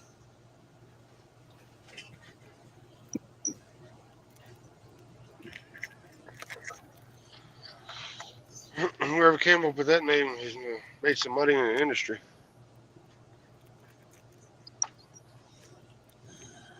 It's like the guy that made the Post-it notes until he passed away. He made a killing off of the Post-it notes. Yeah, and that was some kind of the glue that's on it. Yeah. That was meant. He was working on something for the space shuttle. Yeah. Yeah. So it's and glue he the came up tiles with onto the shuttle. that type of glue.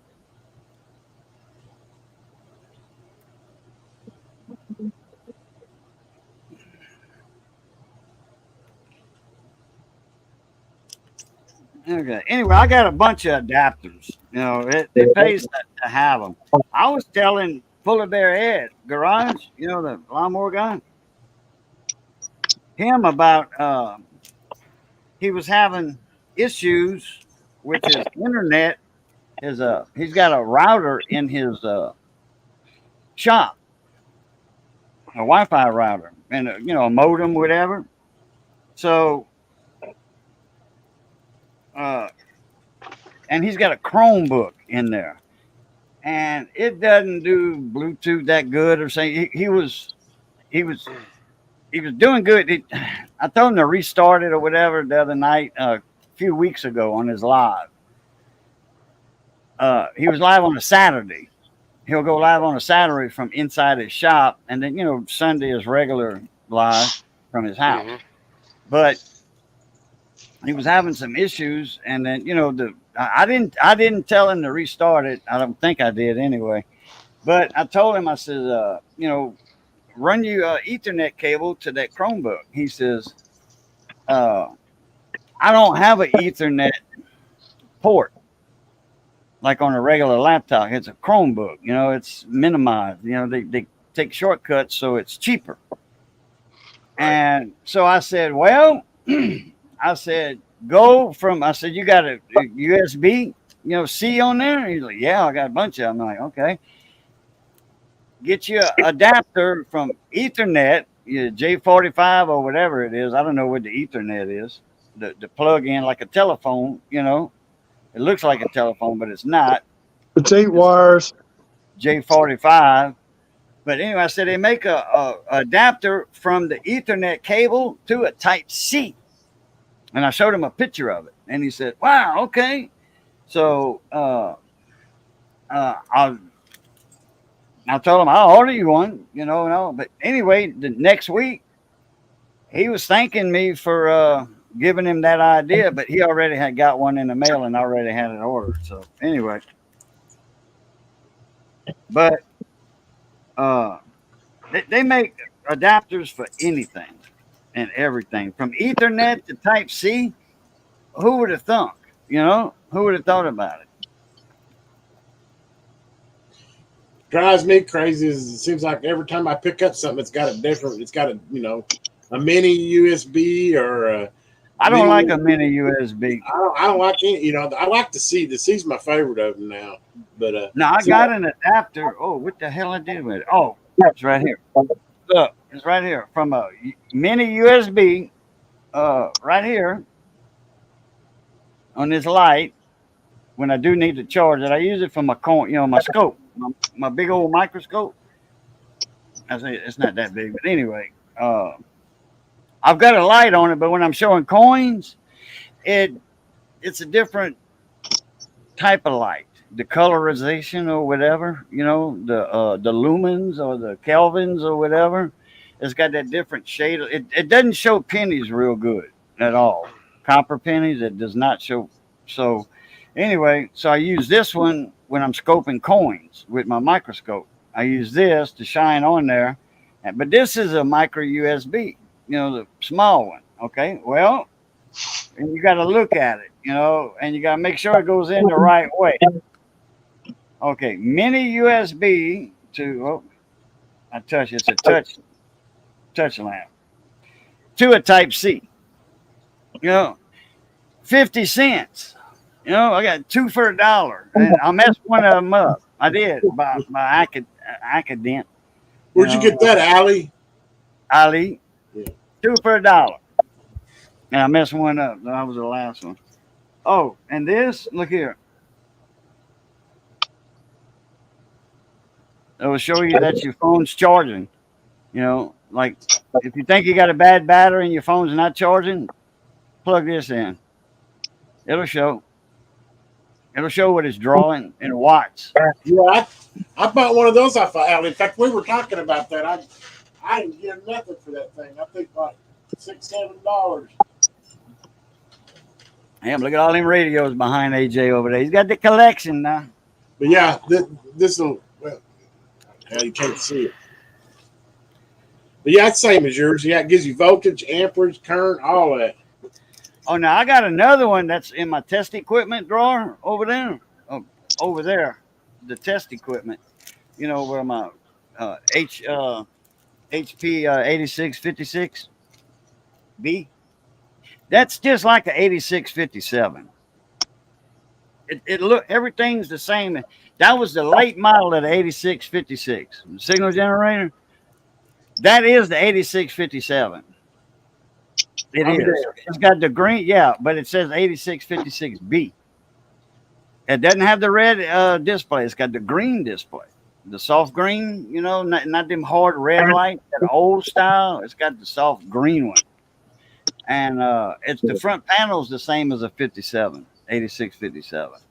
But here's another one that's C to C.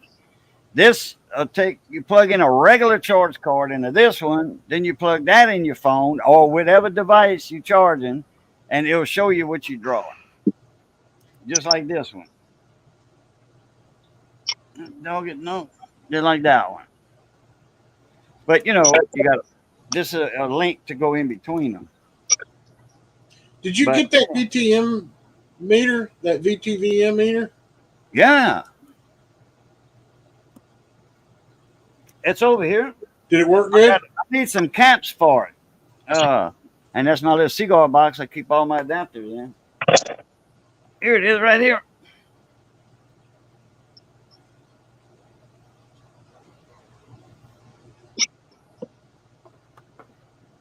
It's in mint condition.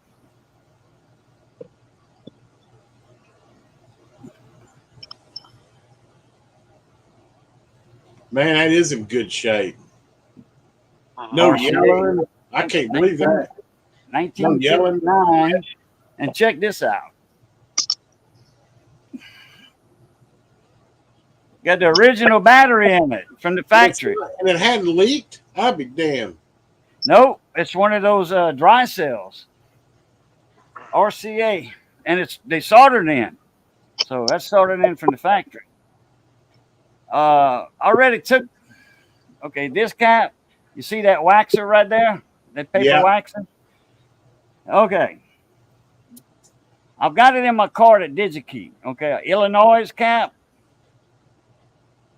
Like what Paul Carson uses. Yeah. Illinois, Knowles.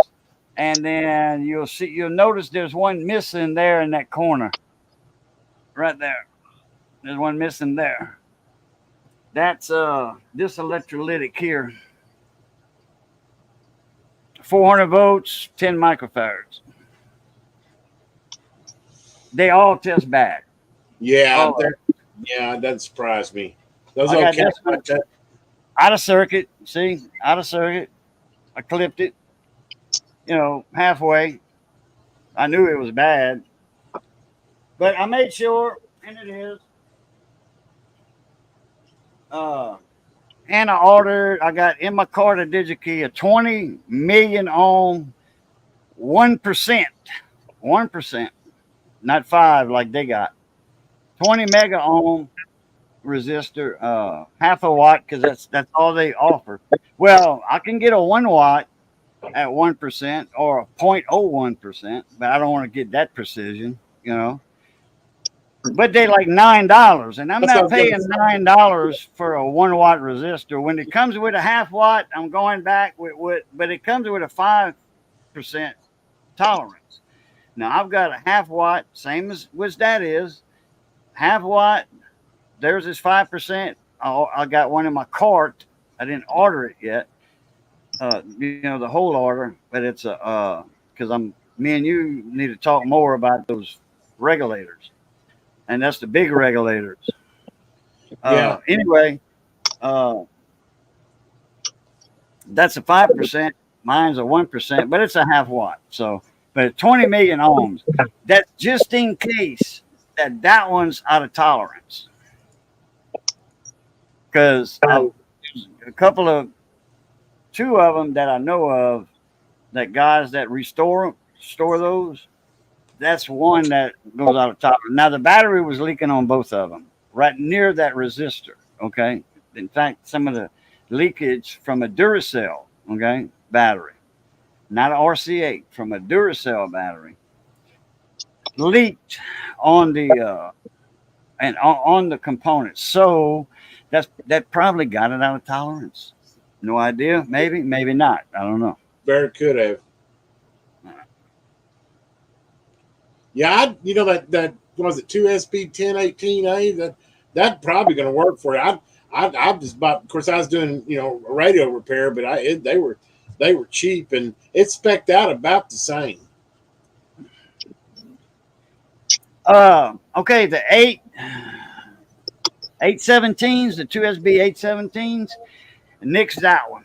That's out of the picture from DigiKey, because the minimum order on one of them that is on Marketplace is 300 something. You got to order,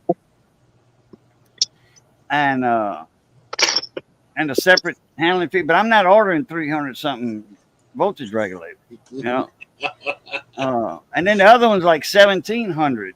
The minimum order. It's all they got. That's the last of them, and they want to get rid of them, I guess. But it's on Marketplace, not Facebook Marketplace, but DigiKey. It's on another company selling it. Yeah, they're just selling. But yeah, I checked that 2SB 1018 because I know I cross-referenced it for that, and it worked. It worked fine. And Which one? It's 2SB 1018A. 1018? Did I send you a data sheet for that? No. I sent you a data sheet for TIP 36. Yeah, which those will work. The ones you showed me will work. I think. Yeah, TIP 36. Yeah. Okay. Now the megahertz, the frequency transition on it's 3 megahertz instead of 10, and I don't think that will matter. On a regulator for a power. Yeah, for a regulator. Yeah, it ain't gonna make no difference. You're not gonna be running them kind of megahertz. Andrew, what's up? Yeah, if it was RF, and RF power, output power, something like that, yeah, that would be a different story, but because they do make stuff, make amplifiers with those transistors. yeah, that's where you get into frequency, and the gain will drop to like nothing if you're using it for RF, but you're not using it for RF, so it ain't gonna matter. And they price right too, because you know how much RF ports wants for the 2SB 784 or 8 whatever. Which one is it? 784.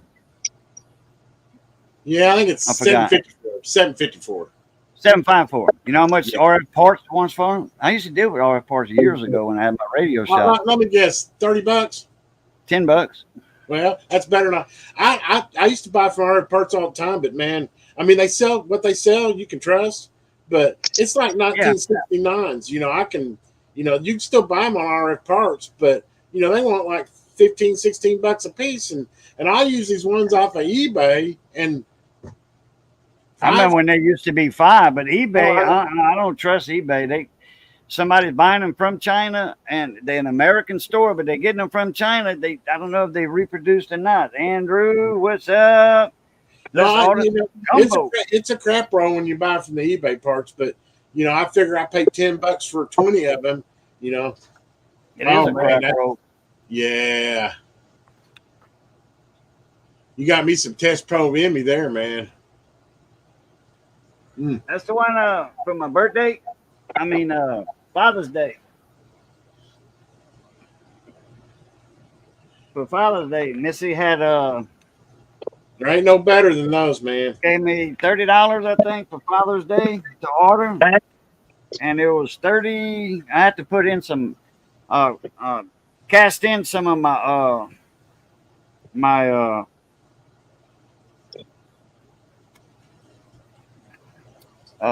receipt pal stuff. You know, my receipt points for Oh yeah. for a card, and I got it with that. You know, but there's a couple. Oh crap! I forgot to put this one back in. That one. I forgot to put it back in. I looked it up, but it's actually a tool instead of alignment. It's actually a tool to. It's for alignment. It's a tool to take something off of a chassis to get to the part to actually align it. Yeah. And it's a GC 5080. It's like a little 3mm nut driver, 3mm, something like that. Anyway, that came with that. Some of them are missing, but hell, that's $100-something set of tools. Oh, easy. Alignment tools that they got some missing. You know, that's how come I got it for. It was $25, but the shipping was like $12 or something, which that's about right for that. $8 shipping. Reward points, yeah. Yeah, well, you know, I've tried some like the even off of Amazon and stuff. Some of the other alignment, man, them things are junk, man. I go to the line and the tip will bend on it, and I used to have this green GC. It had a green tube. Yeah. It had a little metal end on it, and I lost that damn thing. And I've been looking. I've searched eBay 100 times trying to find out that one damn tool, and I can't find it. It's probably a rare collector's item now. Yeah, you're probably right. I'm going to 70 because I had a set of GCs in my radio shop in the 80s. You know, so I had the old school tool. You know. It was perfect for those coils, you know, the slugs in the back for adjusting the output, the Torrid coils, you know, the hardcore ones, you know, the little slot in there. It just fit in there perfect, and it didn't crack them like, you know, a lot of these tools. You go in there to turn them, it'll just crack them. Yeah, you're talking about the little transformer coils or the actual coil, the round ones, like somebody gave you some crap about on one of your videos. I call them slugs is what I usually call them. Oh yeah, the big slugs, the big ones. Okay, yeah. Is there a brand label on it? Yeah, it was GC. GC. It was a GC. And it was a neon green. I remember the stick part was. I used to have a set with a couple green ones in it. I don't know if the green ones were GC. I think it was GC. I remember it was stamped GC. Okay. Because I had a GC, I had a wide GC thing, and I screwed them to my shelf, one of my shelves, and I just reach over and grab it. You know, the shelf was like this high off of my bench. I had a big bench at my shop, so I had an 8-foot bench, and it was deep. You know, it was 2.5 foot deep, and I had 3 shelves that, you know, with the what they call those things, standards that you screw to the wall and you put these aluminum brackets in them, just clip them down in there, and then put your wood on top. I had 3 of them like that were 8 foot. I had all my books, my NTE, GC or whatever parts, or I don't know. I got them over there. EGC, and Motorola NTE. You know, the cross reference books. Yeah. I got big thick Motorola's that like that. And you used to have to buy those unless you would, like with Ralph's Electronics, they were NTE or Phillips. I think I got that book over there too. Now, if you was a regular customer, they gave you the cross reference book, but they were like $10 a piece. You know, some of them were 20 to 30. Yeah, with Andrew, yeah, like he was saying, he looked all over eBay. He's been looking. You know, when I need something and it's something old, I keep my eye on eBay. You know, I got it in my what you call it.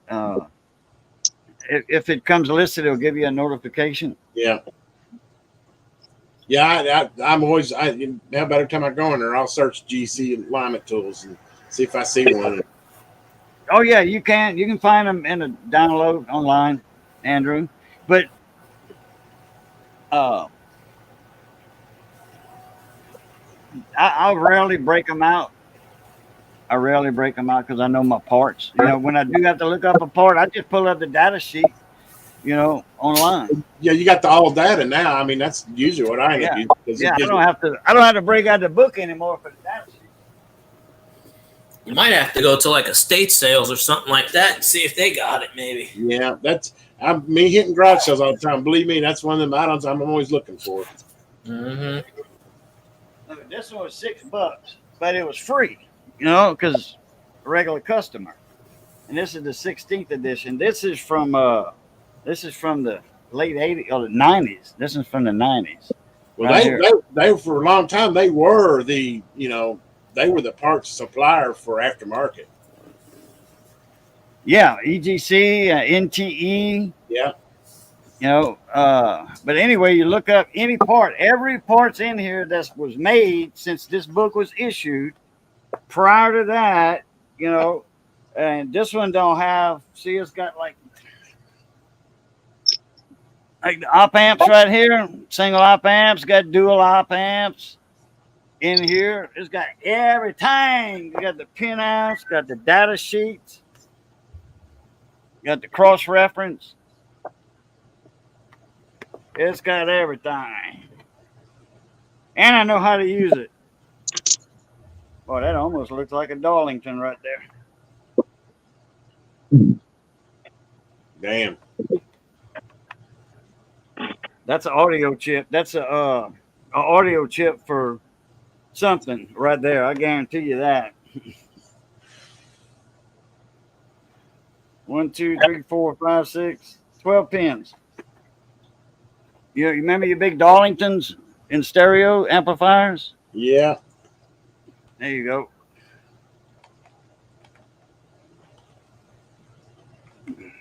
I remember that. My teacher had one of those for those books and for a microscope. Wow. Okay. Well, there's my microscope.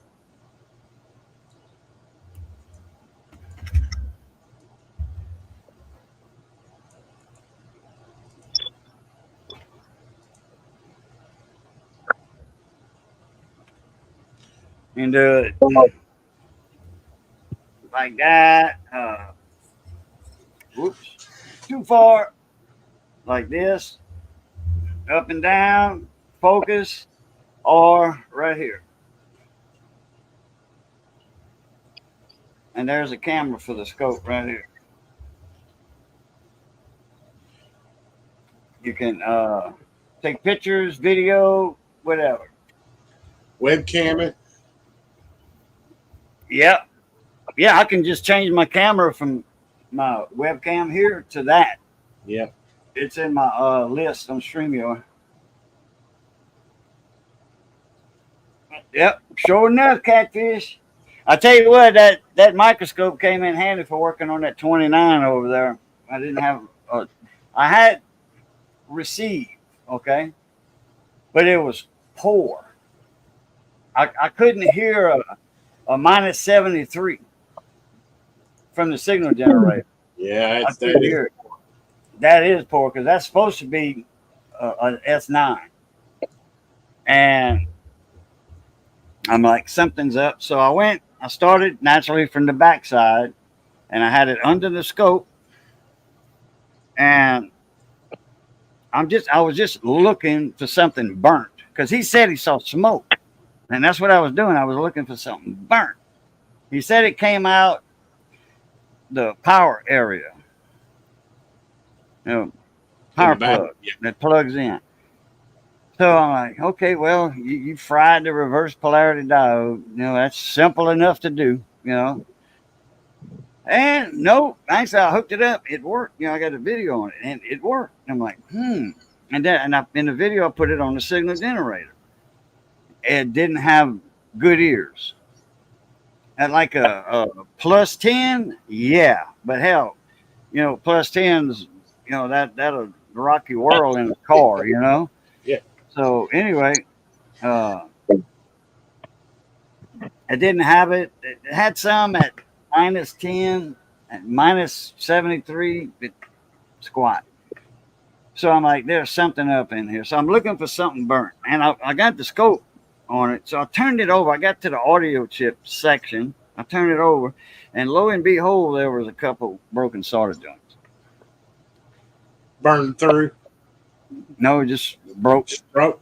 Yeah, broke probably from the chassis stretching, you know, from nutting up on the knobs, you know, with no rubber washer in between the mount and the chassis. Them Cobras came with a little rubber washer. Remember that? Yeah. And you nut up on that thing to get the radio real tight. That's what that rubber washer was for, you know, keep it tight.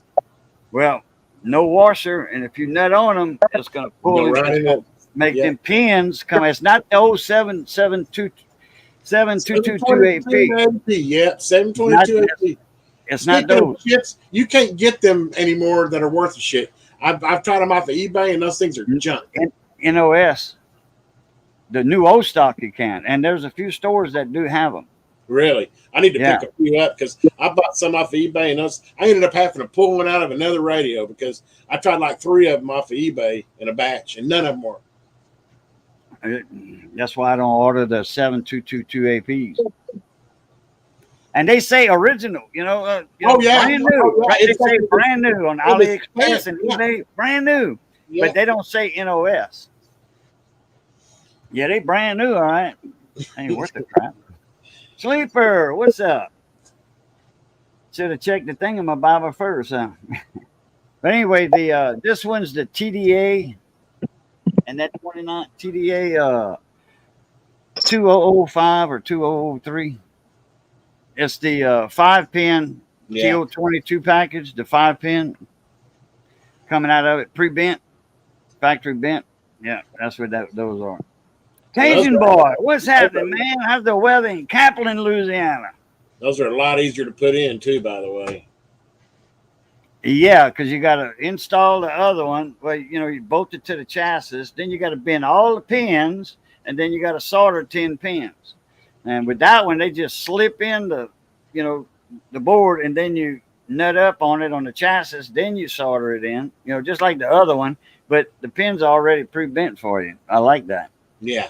That's a easy. I hate those 722APs. That's a pain. Those are a pain to change. You know, brand new, those things run from $7 to $10 for a new old stock. And my buddy Steve over at CEI, Consolidated Electronics. You familiar with him, with that company? I dealt with him back in the 80s. He was one of my part suppliers, and he had a book catalog about that thick. And man, he used to sell picture tubes, flyback transformers for TVs, picture tubes.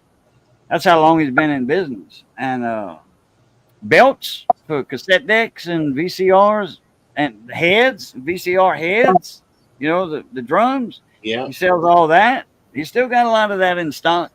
He's trying to, you know, get rid of it for cheap, you know.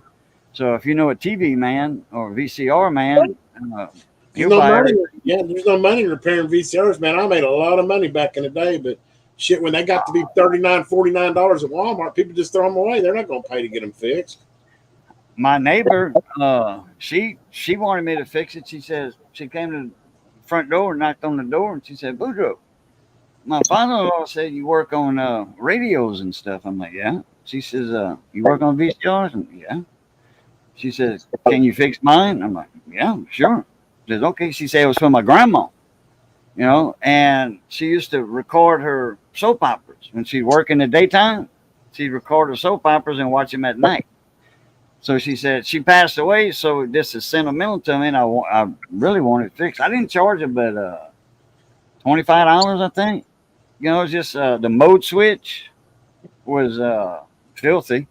You know, carbon track. I mean, the tracks and all that were just filthy. So I took some acetone, and the Magnavox, you can use acetone on that with a brass brush for the mode switch, and the plastic, the outer shell, that plastic, the acetone don't mess with it. So on a Magnavox, you can use acetone.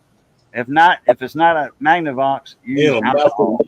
Use alcohol, and then a brass brush, you know, to clean all them tracks. And then, you know, alignment, you know, clean, a good cleaning for the Hall effect sensors, you know, and your prism, you know, just you know, I did a full blown spring cleaning on hers, and $25, you know, instead of 35. But she's my neighbor, and me and her husband's friends, you know. Yeah, shit. I still got alignment tapes. I got a cassette that goes in that lets you run the tracks without, you know, I still got. In fact, I still got wheel kits for the idler pulleys, and it was big. I was doing repairs for pawn shops because they put those things in the pawn. They sit there for, you know, a year or whatever, and then we come out and try to sell them, and they'd be, you know, the idler wheels would be all dried up, and, you know, all it. So yeah, that was good business for about 5 or 6 years. Oh yeah. Yeah, my uncle owned a radio shop, you know, TV and radio shop. So that's, you know, what got me into it. Oh, Cajun Boy, that guy named David Carlisle. It's actually David, but some reason some people don't see the D on it. I don't know why that is, but some people don't see the D. YouTube sabotaging. Yeah, YouTube sabotaged him. I've never seen that. I always see where it says David. Me too. I'm looking at it right here, David. You know, David Carlisle, and he's got a blue wrench. You know, so naturally, I mean, you know, he's been my mod for years. I think that's just a running joke. Somebody started to say that, and then they picked up on it before you know it. No, because Cajun Boy don't know David. So, and he just said hi, David and Missy. I don't know why, Cajun Boy, but I didn't know until he told me, because other people were saying, I don't see the D. That's what she said. No. I don't see the D. Yeah. Oh, boy. And that was on a cold winter night. Hey, it's just like popcorn chicken. You know, the little boy told his dad, you know, it says popcorn chicken, but there's no popcorn. It'd be nice if they had popcorn with the chicken. He was like, yeah, son, that's just one of them things. And just wait till you grown up or whatever, and then get hash browns. Think about it. Hash browns. Ain't no hash in there. There ain't no hash in hash browns. Not quite. Buffalo wings? Come on, So, really? yeah, me and AJ we almost the same age.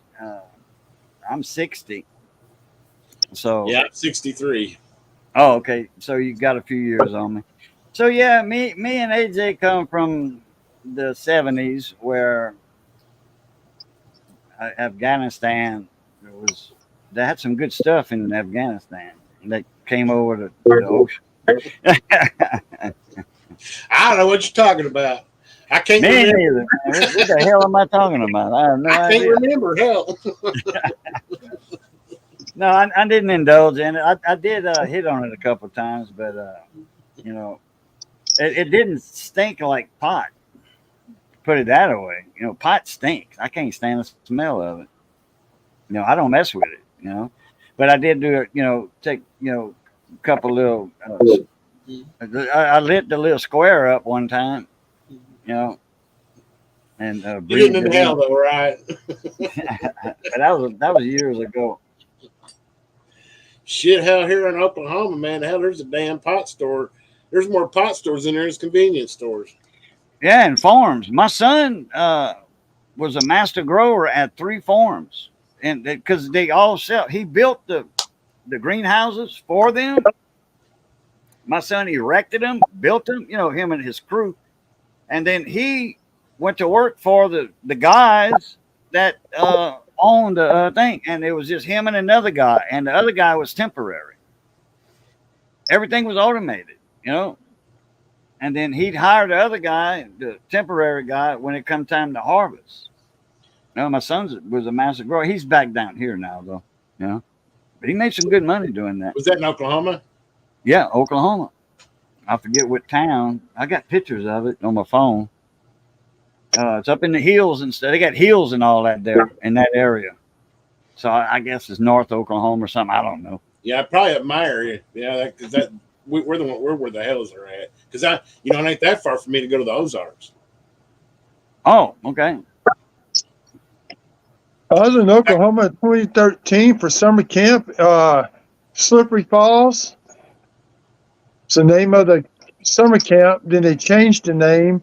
We're about 2 hours north of Dallas, and then let me tell you, those were some nice, big, huge rocks. You hear about the plains, but there's some huge rocks up in that country.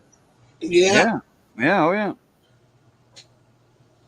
Yeah, you get up in the western part of Oklahoma, it looks like the damn moon up there. I mean, you get up towards Like Arizona and all that. You know, Yeah. New Mexico, desert. Yeah.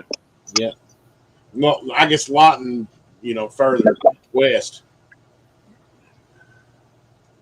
I guess that's about all I had to show off. I don't know. Yeah. Maybe not. Anyway, next week I'll probably show something else off that I forgot to show off tonight. Yeah, I think I lost my light. I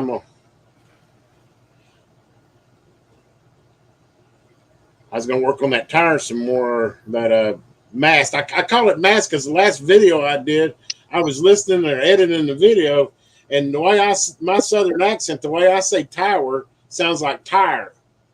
Tire? Yeah. So I decided I'll just start calling it the antenna mast and stay away from that. Grumpy Stack Tires.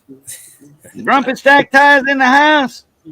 That's No, terrible. I just said Grumpy Stack Tires. Oh, okay.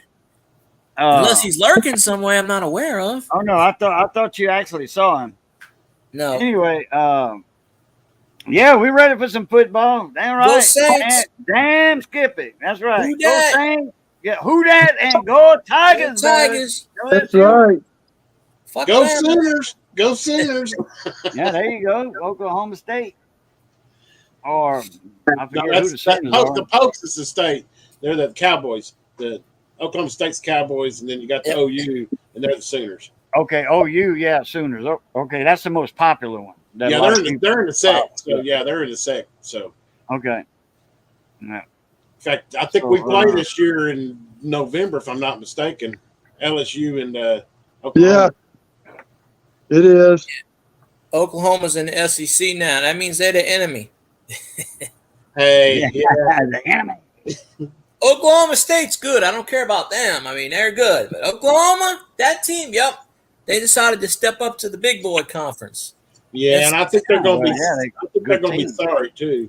Oklahoma and Texas. I got to lean Coming off to the the dock SEC. and get some more lemonade. I shall return.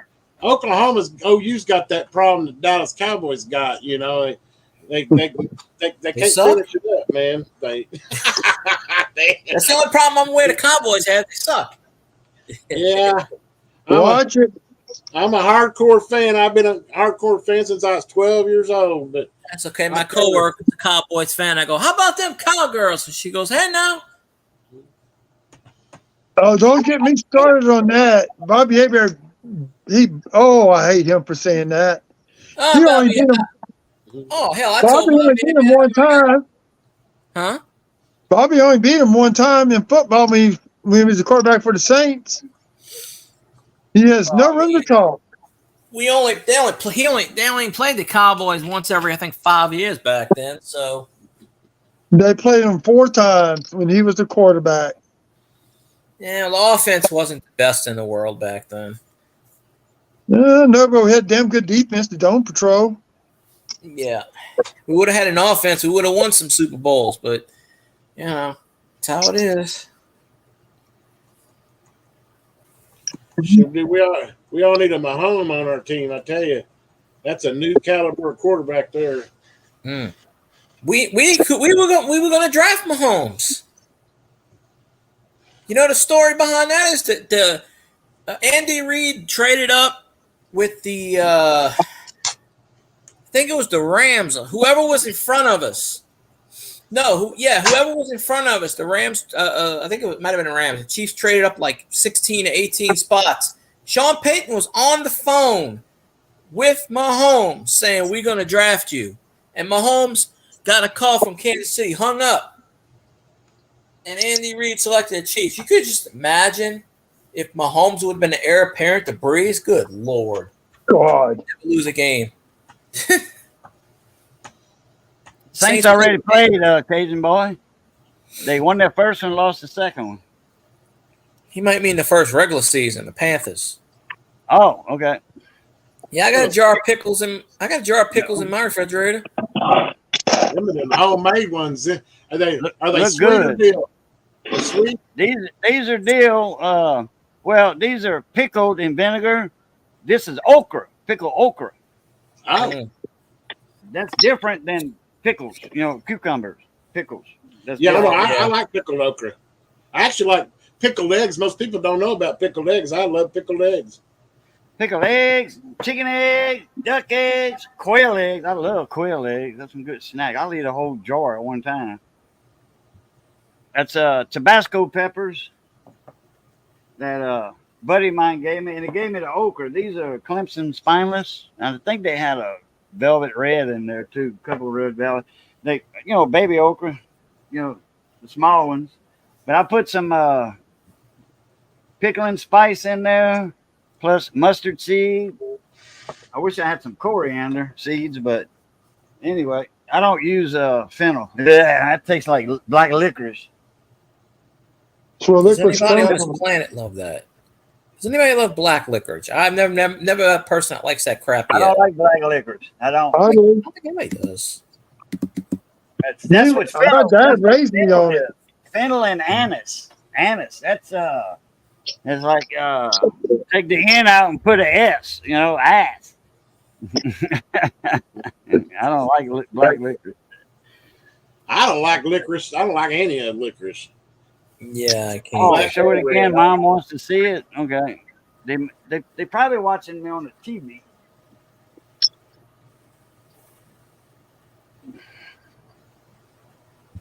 Got some dill seed in there. It's pickling spice and mustard seed. Yeah, I didn't have no coriander, so. probably a little dill seed in there too. Well, whatever's in the pickling spice, I don't think there's dill in the pickling spice. It might be. I don't know. Don't give me the line. I didn't read the ingredient. But I got some Mama homemade. I think she used that pickling spice in her lime pickles. Bread and butter pickles. Yeah. You call them lime pickles. I think she used lime to soak them in that brine all night long, and then take them out of the refrigerator, and then you do your magic. She did her magic, water bathing and all that stuff. Putting them in. Oh yeah. Yeah, I love turtle eggs, Cajun boy. I sure do. I like it when you make a gravy with the turtle meat, and then if it's a female, you get all them little eggs inside of there, the little yellow, the yolks, and the real soft eggs. They got a shell on them, but they're real soft. Ooh, And wheat penny. you bite the end of that, when you eating rice and gravy with the turtle sauce, the stew gravy, and then you get that kind of soft shell egg. You bite the end of that off and you just squeeze it. Squeeze all that out of there. Hell yeah, boy, I love me some turtle egg. And the yolks, just the yellow ones. I ain't got many left in there, but that's you know what that is. Pickled eggs. I love my pickled eggs. You like pickled herring? Pickled herring? Yeah. The fish? Oh, hell yeah. Yeah. Man, When I was in Arizona, I got introduced to that. That's what they eat in Western Arizona and California instead of cabbage and black eyes for New Year's. Bullhead City, Kingman, that area, Laughlin, Nevada, they eat pickled herring for New Year's Day. It's supposed to bring them luck and money. I remember sitting on my daddy's lap when I was 5 or 6 years old. He'd be eating that, and I'd be begging for it. That's where I got it from. I love pickled herring. And then I like sardines too, but that's not pickled. That's canned, tinned or whatever. But I like sardines. But what I do, in mustard sauce. If I can't buy them, I get the in mustard. I get the regular one. If they're out of mustard sauce, and then I add my mustard. Get the one in spring water, and then I just add mustard to it. But what I do, there's a certain way I squeeze a sardine, and then it comes in half like that, and I take that spine out of there. I don't like that little crunchy spine. If I can't get it out, that's fine. But usually, the way I do it, it just folds out in half. I take that spine out the middle. Yeah, because it's down to like cartilage anyway. So yeah, it's crunchy. A little bit, yeah. Yeah, a little bit, not much. Just you can tell it's there though. If you eat a piece with a big piece of spine, if you notice a piece of spine hanging, well, and you pop it in your mouth and don't care, whatever. But you can tell it's a little crispy, not much. Yeah, lemon fish. Yeah, that's cobia or I like those old kipper snacks too. Ling.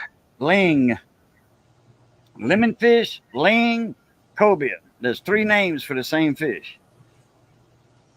You ever eat them? I used to catch them. Huh? You ever eat them kipper snacks? Some what? Kipper snacks. Kipper snacks. Yeah. Kippers? Yeah. What's that? I think it's herring, but it's sliced. It's like bigger pieces, and it's Prince William. You can get them, and it's in the flat can. They're called kipper snacks. I think I heard of kippers. Yeah. English. The English say that a lot. They eat kippers or whatever. Yeah, they're actually good on crackers too. But yeah, they're good too. They taste a lot like a sardine to me. But so it's a fish, pickled fish. Yeah. Okay. I'm gonna have to look that up. It's canned fish. Canned fish. Huh? It's a canned fish, just like herring. Oh, okay. Yeah, called kipper snacks. You'd like them if you like sardines. You'd like them. Okay. Yeah. In fact, Dollar General used to have them for a while, and then they quit handling them. I was getting them over there. I don't know if I took the bat. No, I didn't take the battery out of this. I need to take it out. A while back. Well, I had put another one in here. No, I didn't. Oh, that's a good one.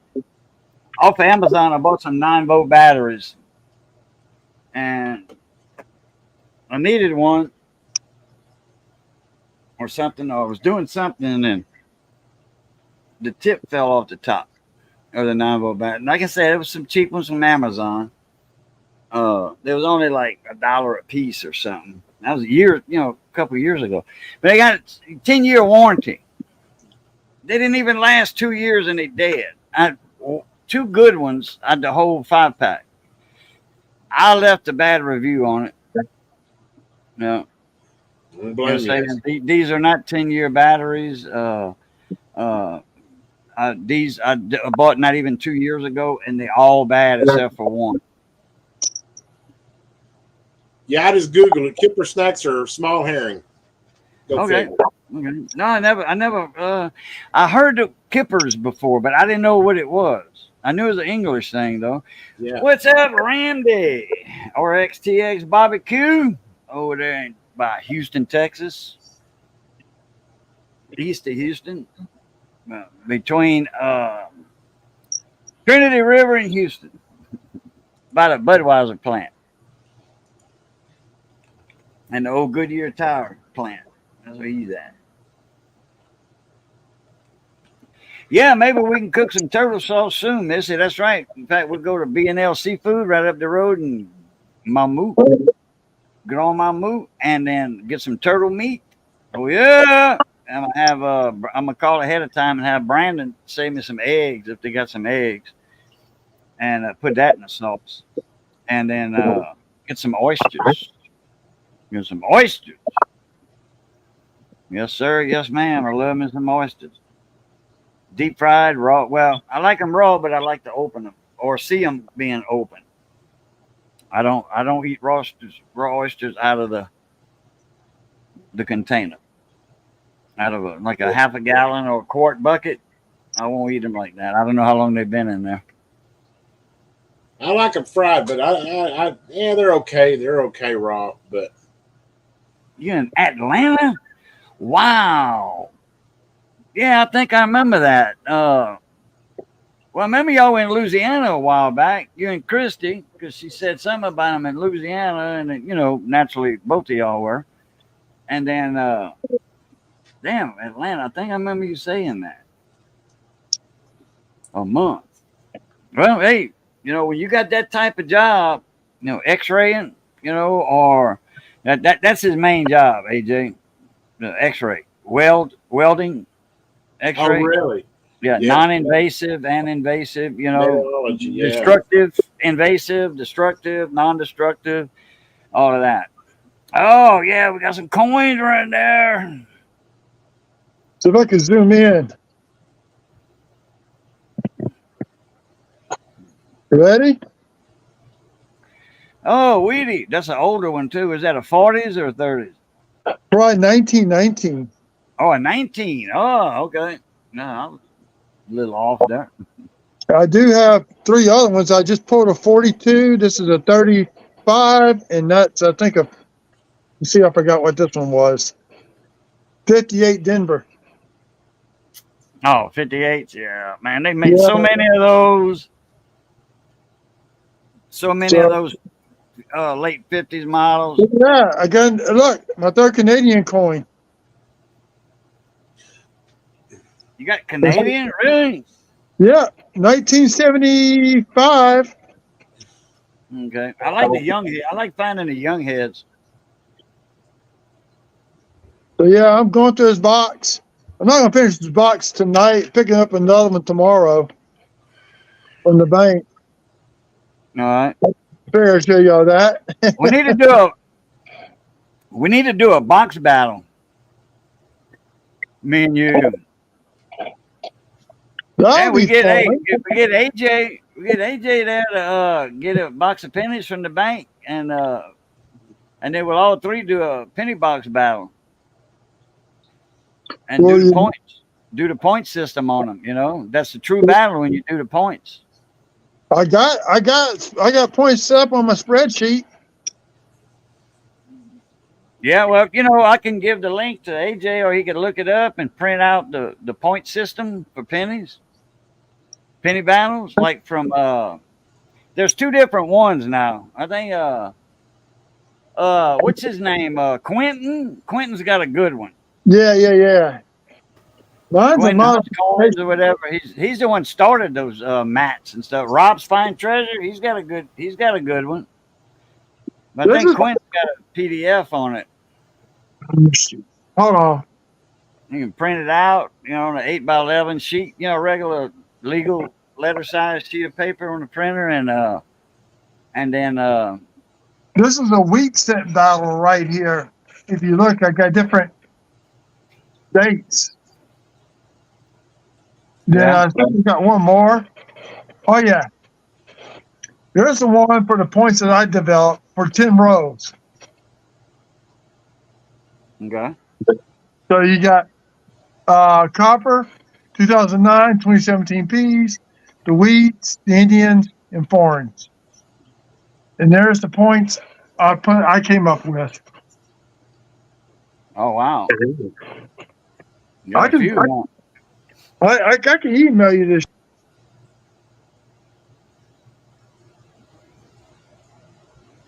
Yeah, because I don't know if they got the 2009s or not. You froze up. Yeah, he froze up. Yeah, because me and AJ still moving around. Wait 10 seconds and then see. There we go. There he is. He's back. See? You were froze there for a while, man. Yeah, it switched over to the video on the camera, and it does that. It'll freeze it up. I don't know. Yeah. We didn't hear you talking neither. I noticed your video was still on the close up of that your pennies. Your Yeah, this is a 2009 or whatever. This is a 2000 row battle, a 10 row battle. Then I have a wheat cent. Like everybody buys a pound of wheat cents for somebody, and there's the point system for that. Depending on what year you get the pennies in. But this is my main one right here. Let's see. I'm having trouble seeing right now. There we go. That's the one I use for the box. Okay. So, I kind of like the way I'm out. See, and over here is the chart, which you got should get. If you get a Canadian coin, you got to deduct points. If it's a newer Canadian coin, but if you get an old young head, you get points. You set up like that or what? No. Okay. If it's Canadian, you get a point. Foreign, you get a point. I've seen them where what they do is if you get a new Canadian, a newer, because they quit making them in 2012. 2012, they quit making the pennies in Canada. Yep. Okay. If you get the newer ones, like from 1990, he dropped off. So I don't know why it brought me up like that. I guess because he was right next to me. But I got a little stack of pennies. I think got a couple of Wheaties in there. That's a memorial. That's a Wheatie. I've been waiting to scope these. That's a Wheatie. That's a memorial. Okay. I don't know the dates. I just looked at him. Okay, he's back. Yeah, my phone crashed. Okay. Yeah, Quinn's Coins. He's got a good penny system, and Rob finds treasure. I think Rob copied Quinn's, if I'm not mistaken, or whatever. But it's the same, more or less. My match comes It's fun, AJ, to do a box battle. That's fun. I bet you this. What do you base it on? Whoever gets the most good coins? Most points, yeah. Yeah, certain dates give you so many points. And like say if you get a newer Canadian penny, it deducts 5 points. That's like 2,500 pennies though, isn't it? Yeah. $25, yeah. Yeah, 20, Yeah. 50 times 50, yeah. 50 times 50. Yeah. That's a bunch of pennies to go through. Yeah, but we're all doing it at the same time. We're all doing it just like right here, right now. And like I'll have my scope on my pennies. He'll have his showing, the dates. And then you can do like, you got OBS. You showing your camera. You doing two cameras at the same time. You can show that, or just one of your cameras. Showing the pennies that you're going through. So yeah, that works. That works like that. Have you found like a Lincoln penny or anything? No, you mean a Wheatie? Yeah. Yeah, because all pennies are Lincolns except for Well, the no, Canadian ones. I mean the weedy ones, the ones that are worth value. Yeah. When you get a Wheatie, and it depends on the dates. Like your common Wheaties are just like I don't know, 2 points, or 3 points, whatever. I forgot the point system because I hadn't seen it. I won a mat from Rob Finds Treasure one time, but I gave it to my co-host when I was doing my silver wheels of silver right here. When I was doing those wheel of silver, I had my co-host was a young coin hunter over in Lafayette, Louisiana. And I told Rob Finds Treasure, I said, send it to Young Coin Hunter. I sent him an email. Instead of my address, I gave him Young Coin Hunter's name and his address. What do Indian Head cents get? Oh, man. Yeah, that's where you get, it depends on the date, too. If you get a 1909 or whatever S, which that's kind of odd rarity. That's, I don't know, 50 points, something like that. I forget. But, it's like 10 points instead of 5 points, like on a 1909 SVDB. That's the Grandmaster. You automatically win. If you find a 1909 SVDB, that's an automatic win. That's worth a lot of money, though. Yeah, it is. Well, G4, even a G4 is like $1,000 or something. Yeah. Now, if you get a 1955, the double die DDO, that's an automatic win also. Well, isn't that 1909 worth like $1 million or something? Not quite. No. Now, if you got like an MS68, MS67, red, it's you're looking at hundreds of thousands of dollars or whatever. I remember seeing something on one of them. They had some opinion it was worth like almost $1 million or something like it. I know hundreds of thousands. It's like damn for a damn penny. Oh yeah, they thousands. And I tell you what, you do. How's the Suzuki going? Oh, you spelled it right. Me and Johnny's gonna work on it tomorrow afternoon.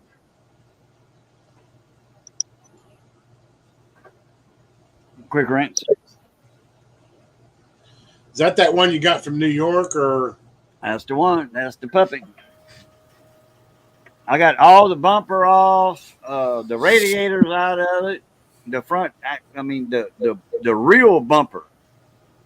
Okay, the iron bumper that's on the inside that's bolted to the frame. There's two things that keeps the frame from the front. When you're looking at the frame like that, go from the back to the front like that. That bumper is actually holding that frame to keep it from splitting apart like that. But there's another part on top that holds it also. So we got to take that bumper off, radiators out, condenser, air conditioning, AC condensers out, because that was just as big as the radiator. Because we couldn't get the radiator fans off.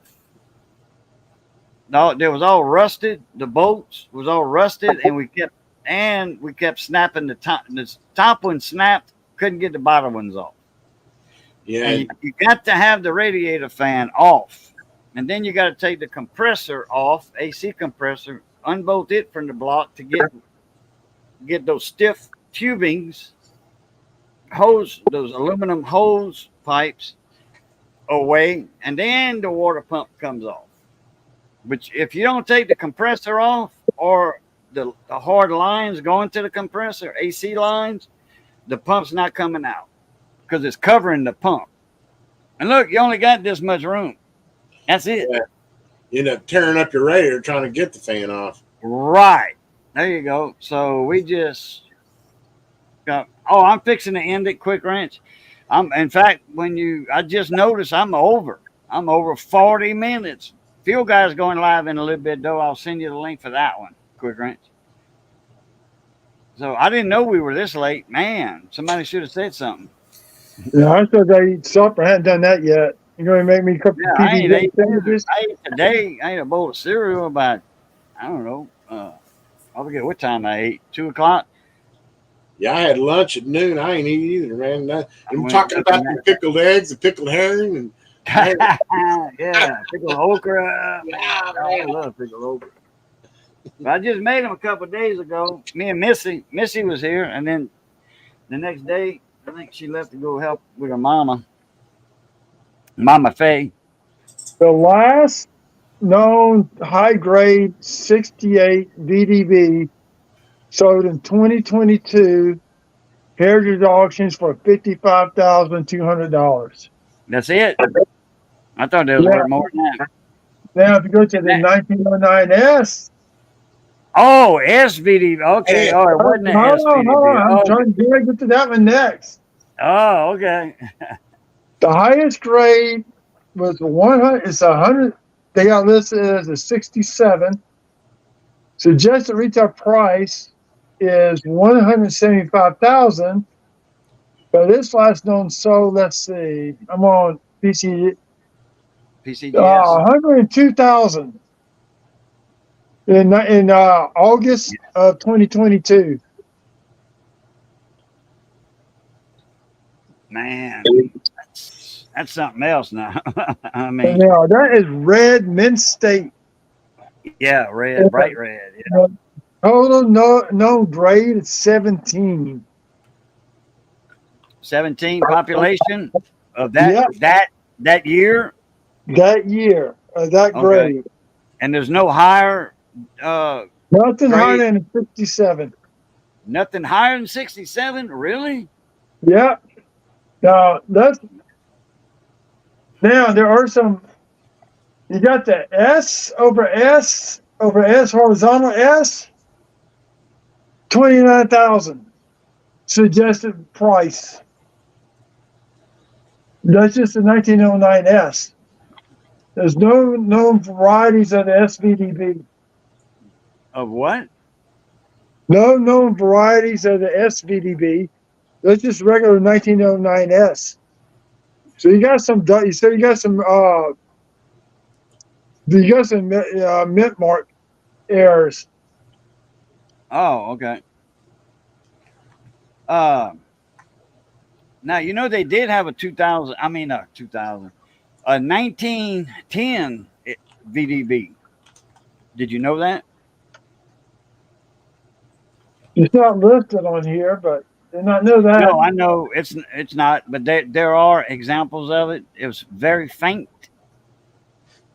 Okay, and what it was Oh, it's the reverse of 9. That's what it is. yeah, it's the reverse of the 9, but it's very faint, very faint. But they do have some 2000. I mean, dog it, I did it again. Ken PB was showing something. A couple. Now I've got 3 of these. I got 3 1911S's. And the lowest grade I got on one of them is going to be a 4. It's a $32 coin. The other G4, 3, yeah. the other 2 go grade at a 10, which is about a $38 coin each.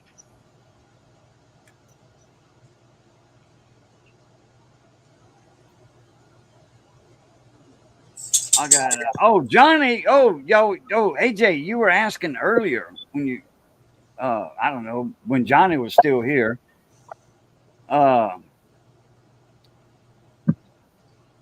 You were asking, have y'all found any good coins?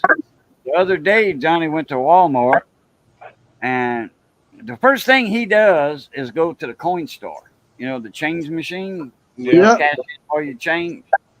Now, over here in my town, we got a little town of 8,000. They got a big super Walmart. Then they have a supermarket, a grocery store, and good sized one. So it's a supermarket.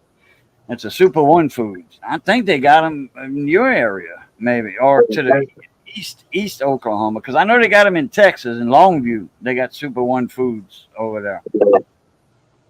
Anyway, Super One has a change machine. It's not a coin store, but it's the same thing. Put in your change and all that, then it spits out a receipt. You go to customer service, they give you your money. After they take out 9%. Coin store now is 11. It went up. Oh, it's 13% at Walmart. If you get it's 13. I thought, okay, well, all right. I'm wrong. I knew they went up. I thought they went up to 12, but it's 13, 11.9. I go back. I go to my bank. Yeah. Oh, yeah. A credit union or a bank, if they got one. Yeah. Oh, ask them for the reject bags. That's your bank. Sometimes they'll give you the reject bags. No, my bank is serviced by Loomis. Oh, okay. No, do they have a coin machine? Yeah, but Loomis services them. Yeah, but the bank manager has a key to it to open it up to get anything stopped up and clogged. I can ask her tomorrow. Yeah. Man, you ought to bring us some donuts, then ask her. Bring a dozen donuts over there, then you ask her about, the reject bags in there and all that. Yeah. Actually, they prefer chocolate chip cookies. Okay, well, do both. A dozen of cookies and dozen the tot. The donut. If I bring donuts to work, they're going to be gone. No. So anyhow, oops. Kicked him out again. Not me. My hands are right here. Anyway, Johnny check. First thing he does when he walks into Walmart, hits that coin store. And wow, he got up by himself. I didn't have to let him in. He found a 19. He found you were out. You were gone. I was just talking. I didn't touch the phone. It dropped. No, you went away, huh, AJ? Yeah, it went to 3 people in the panel for like 15 seconds. StreamYard sabotaging. It's sabotaging, like Bugs Bunny says, sabotaging. But anyway, Johnny walked into Walmart the other day, and lo and behold, slipped his hand in the reject tray in the bottom. And lo and behold, that was a 1941 George Washington quarter. Nice. Silver, baby. See, the coin stores, AJ, and those change machines, they go by weight, and it's so fast. It's so fast that it senses the weights of them coins. It spits out all silver in the reject tray. I'll be damned. All silver. Yeah, dimes, quarters, half dollars. I found Still 2 half dollars at the one in my local grocery store so far. Ask Missy. She'll tell you the same thing. Because the first one I found, I wasn't all giggly and all that, like, hey, I found me a half dollar silver. Whoa. No, because I don't want nobody else knowing about it. They only had 1 coin in there, and there was a silver half dollar. And I met Missy by the dairy, and I said, look what I found. She was like, that's silver. I'm like, yep, sure is. We got one down at our Harp store. I'm going to have to make sure and check that reject bin. I never even thought about that. Yeah, just a little thing at the bottom, a little. Look underneath it also. So you slip your hand in there. But I miss the old one I used to, the one I used to live by. That one I found all kinds of stuff. The one I live near now, they got rid of the coin store. It ain't there anymore. I'm like, son of a bitch. So I'm gonna go back to the other one I used to live right down the street by, because I found all kinds of stuff. I found Indian heads in there. I found a bunch of silver quarters. I know I found a Liberty nickel once in there. Found all kinds of stuff in there. A V nickel, really? I think, one time I found they must have been running them through their change fast, because a V nickel still weighs 5 grams like every other nickel. Oh, wait a minute. The weight could have been off a little bit from the rubbing on it, because you know how barber dimes, barber quarters, barber half dollars, they wear down because of the design by Charles E. Barber. Now, the V nickels were designed by Barber also, Charles Barber. So, and he was a mint director too, designer and the mint director. I found one of those but too. The sculpting wasn't good. So when he sculpted all that, it wasn't high relief. regular relief or high relief. It was Yeah. a low relief coin, like the buffalo, like the date on the buffalo nickels. That's why you don't hardly see a lot of dates on the old buffalo nickels, but the Most of newer mine buffalo have some. nickels, the dates are there. Well, that was a low relief. Anyway, the barber nickels, we call them barber nickels too. When I was 6 years old, me and my cousin, they'll lose weight because they so worn out. They'll lose instead of 5 grams, they'll be 4.8 grams, 4.85, and that machine will reject that nickel. Yep. Sometimes if their scales off too, I noticed that. But Maybe one so. time, Yeah. one time I found an old mercury dime. I think it was 1916 or something. I did a video on it, and I was like, "Holy shit!" Like I would go in there sometimes before I went to work, and I would get a drink or Starbucks or something, and I'd check the vending machine because early in the morning they were dumping stuff in there. 14D is what you want, bro. Yeah, I think it was 16. Could have been 18. I mean 16D. I'm sorry, 16. My bad. I'm thinking it was a 16. I could be wrong. I did a video on it a couple of years ago. I just remember it was an old mercury dime. I was like, holy shit. Let me see. But I which mean, one's nothing worth valuable. money. Well, I know last weekend- 42 over 1942 over 41. Yeah, that's a good one. Buddy of mine and up in the northwest United States area. I think he's in Canada. He sent me a picture. He said, "Is this worth anything?" And I said, "Hell yeah!" I says, "If you want to send it to me to confirm it, you know." But I says, "I see a one. That's a 42 over 1. I see it.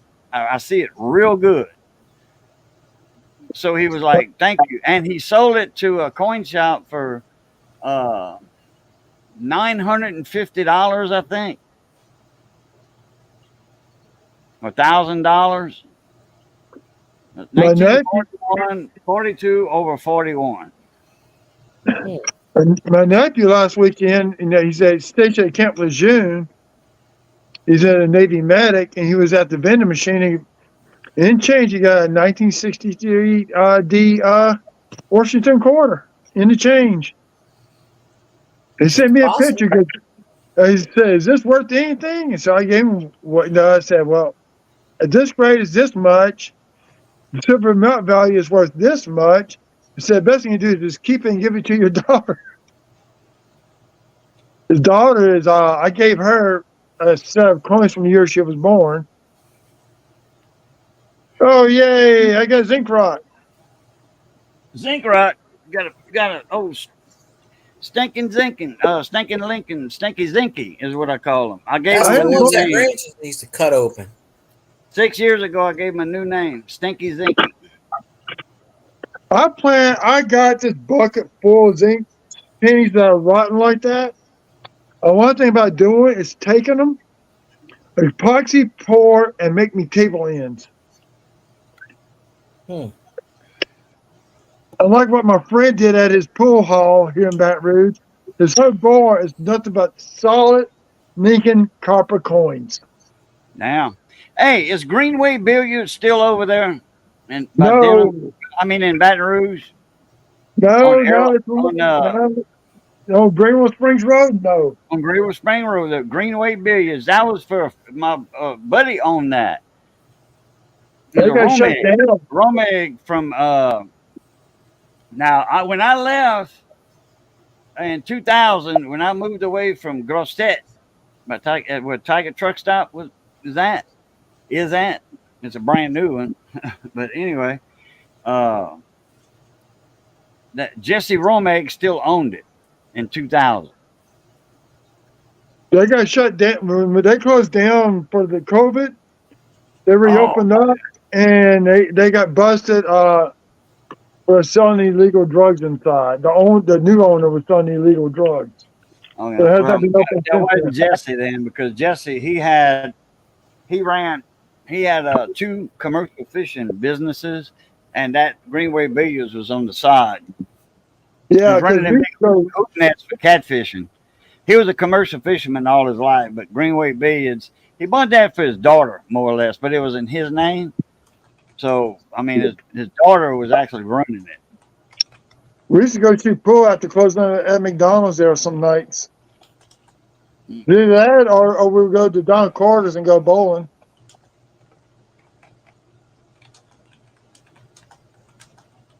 The Circle Bowl shut down. What?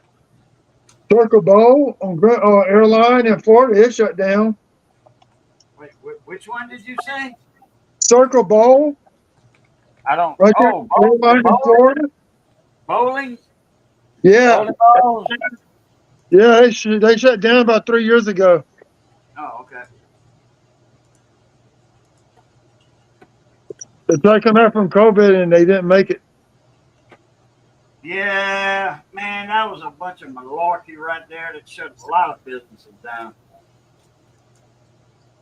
That wasn't good at all. That wasn't good at all. No, Man, a lot of businesses went under for that. And it was all politic. Murder Mitten Mayo Monster. Well, look, guys and gals, it's right at 3 hours, 2 hours and 55 minutes and 40 seconds. And 42 and 43. Okay, let me stop. 55 minutes late. 55 minutes late. Yeah, and I think you going live tonight, Field Guy? I already sent you the link, so I might as well. Okay. Well, Field Guy is going live in a little bit. So I'm going to send the links out. You know, I usually do the links on Field Guys for his live stream. So I'll send them out to, you know, our crew here and Quick Wrench, because he's a panel member on there also. I may Sometime. come on. I still got to eat. I got some stuff I got to get done around the house. Yeah, I got So I doubt it. I gotta go eat. What I gotta do.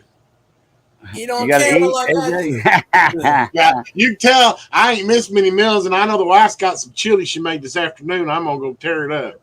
I got leftover chili in the fridge. I think that's what I'm eating tonight. I think I got some hot dogs in the icebox. Oh, yeah. She said no, but Yeah. it's homemade chili with no beans. But anyway, I mean, I do beans or no beans. But anyway, and I got to feed my little puppy too. She ain't ate since 3 o'clock, I think. When I went, I fed her before I went and took a nap. And, you know, sausage patty. So anyway, all right, Southern, we'll start with you. Say your outro. Say your bye-byes. Like I always say, man, when you're hunting coins, check both sides of the coins. Never know what you're going to find. Y'all have a good evening, and I'll catch y'all next week. If I got, like I said, I got stuff I got to get done around the house before I go to bed tonight. That'll work. AJ, well, I guess you next. Have a good evening. I'm gonna go eat's what I'm gonna do. I need to feed my dog too.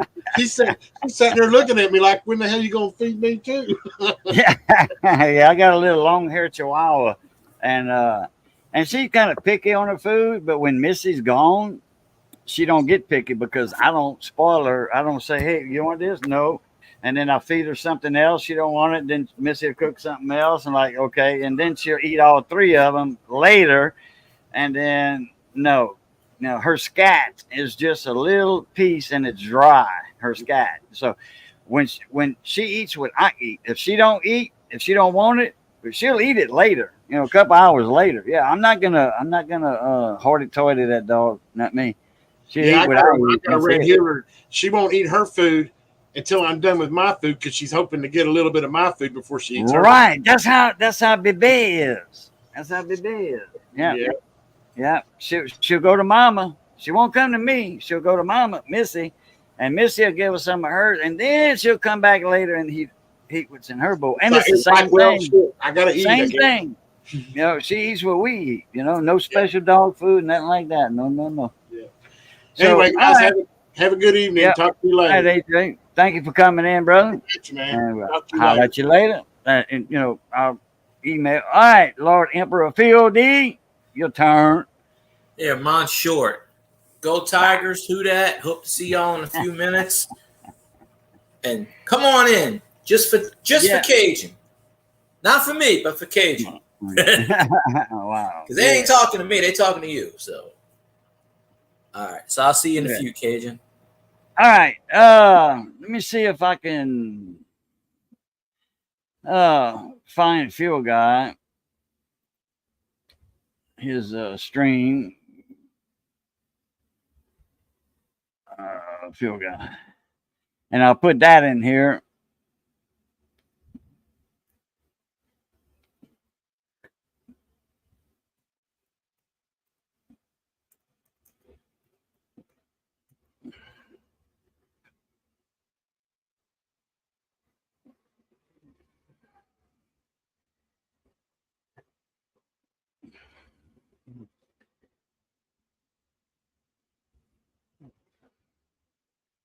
Oh, he didn't go live yet. That's why.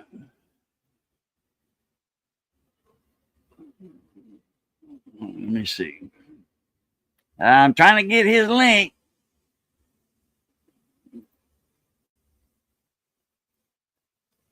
Oh, he's live. Okay.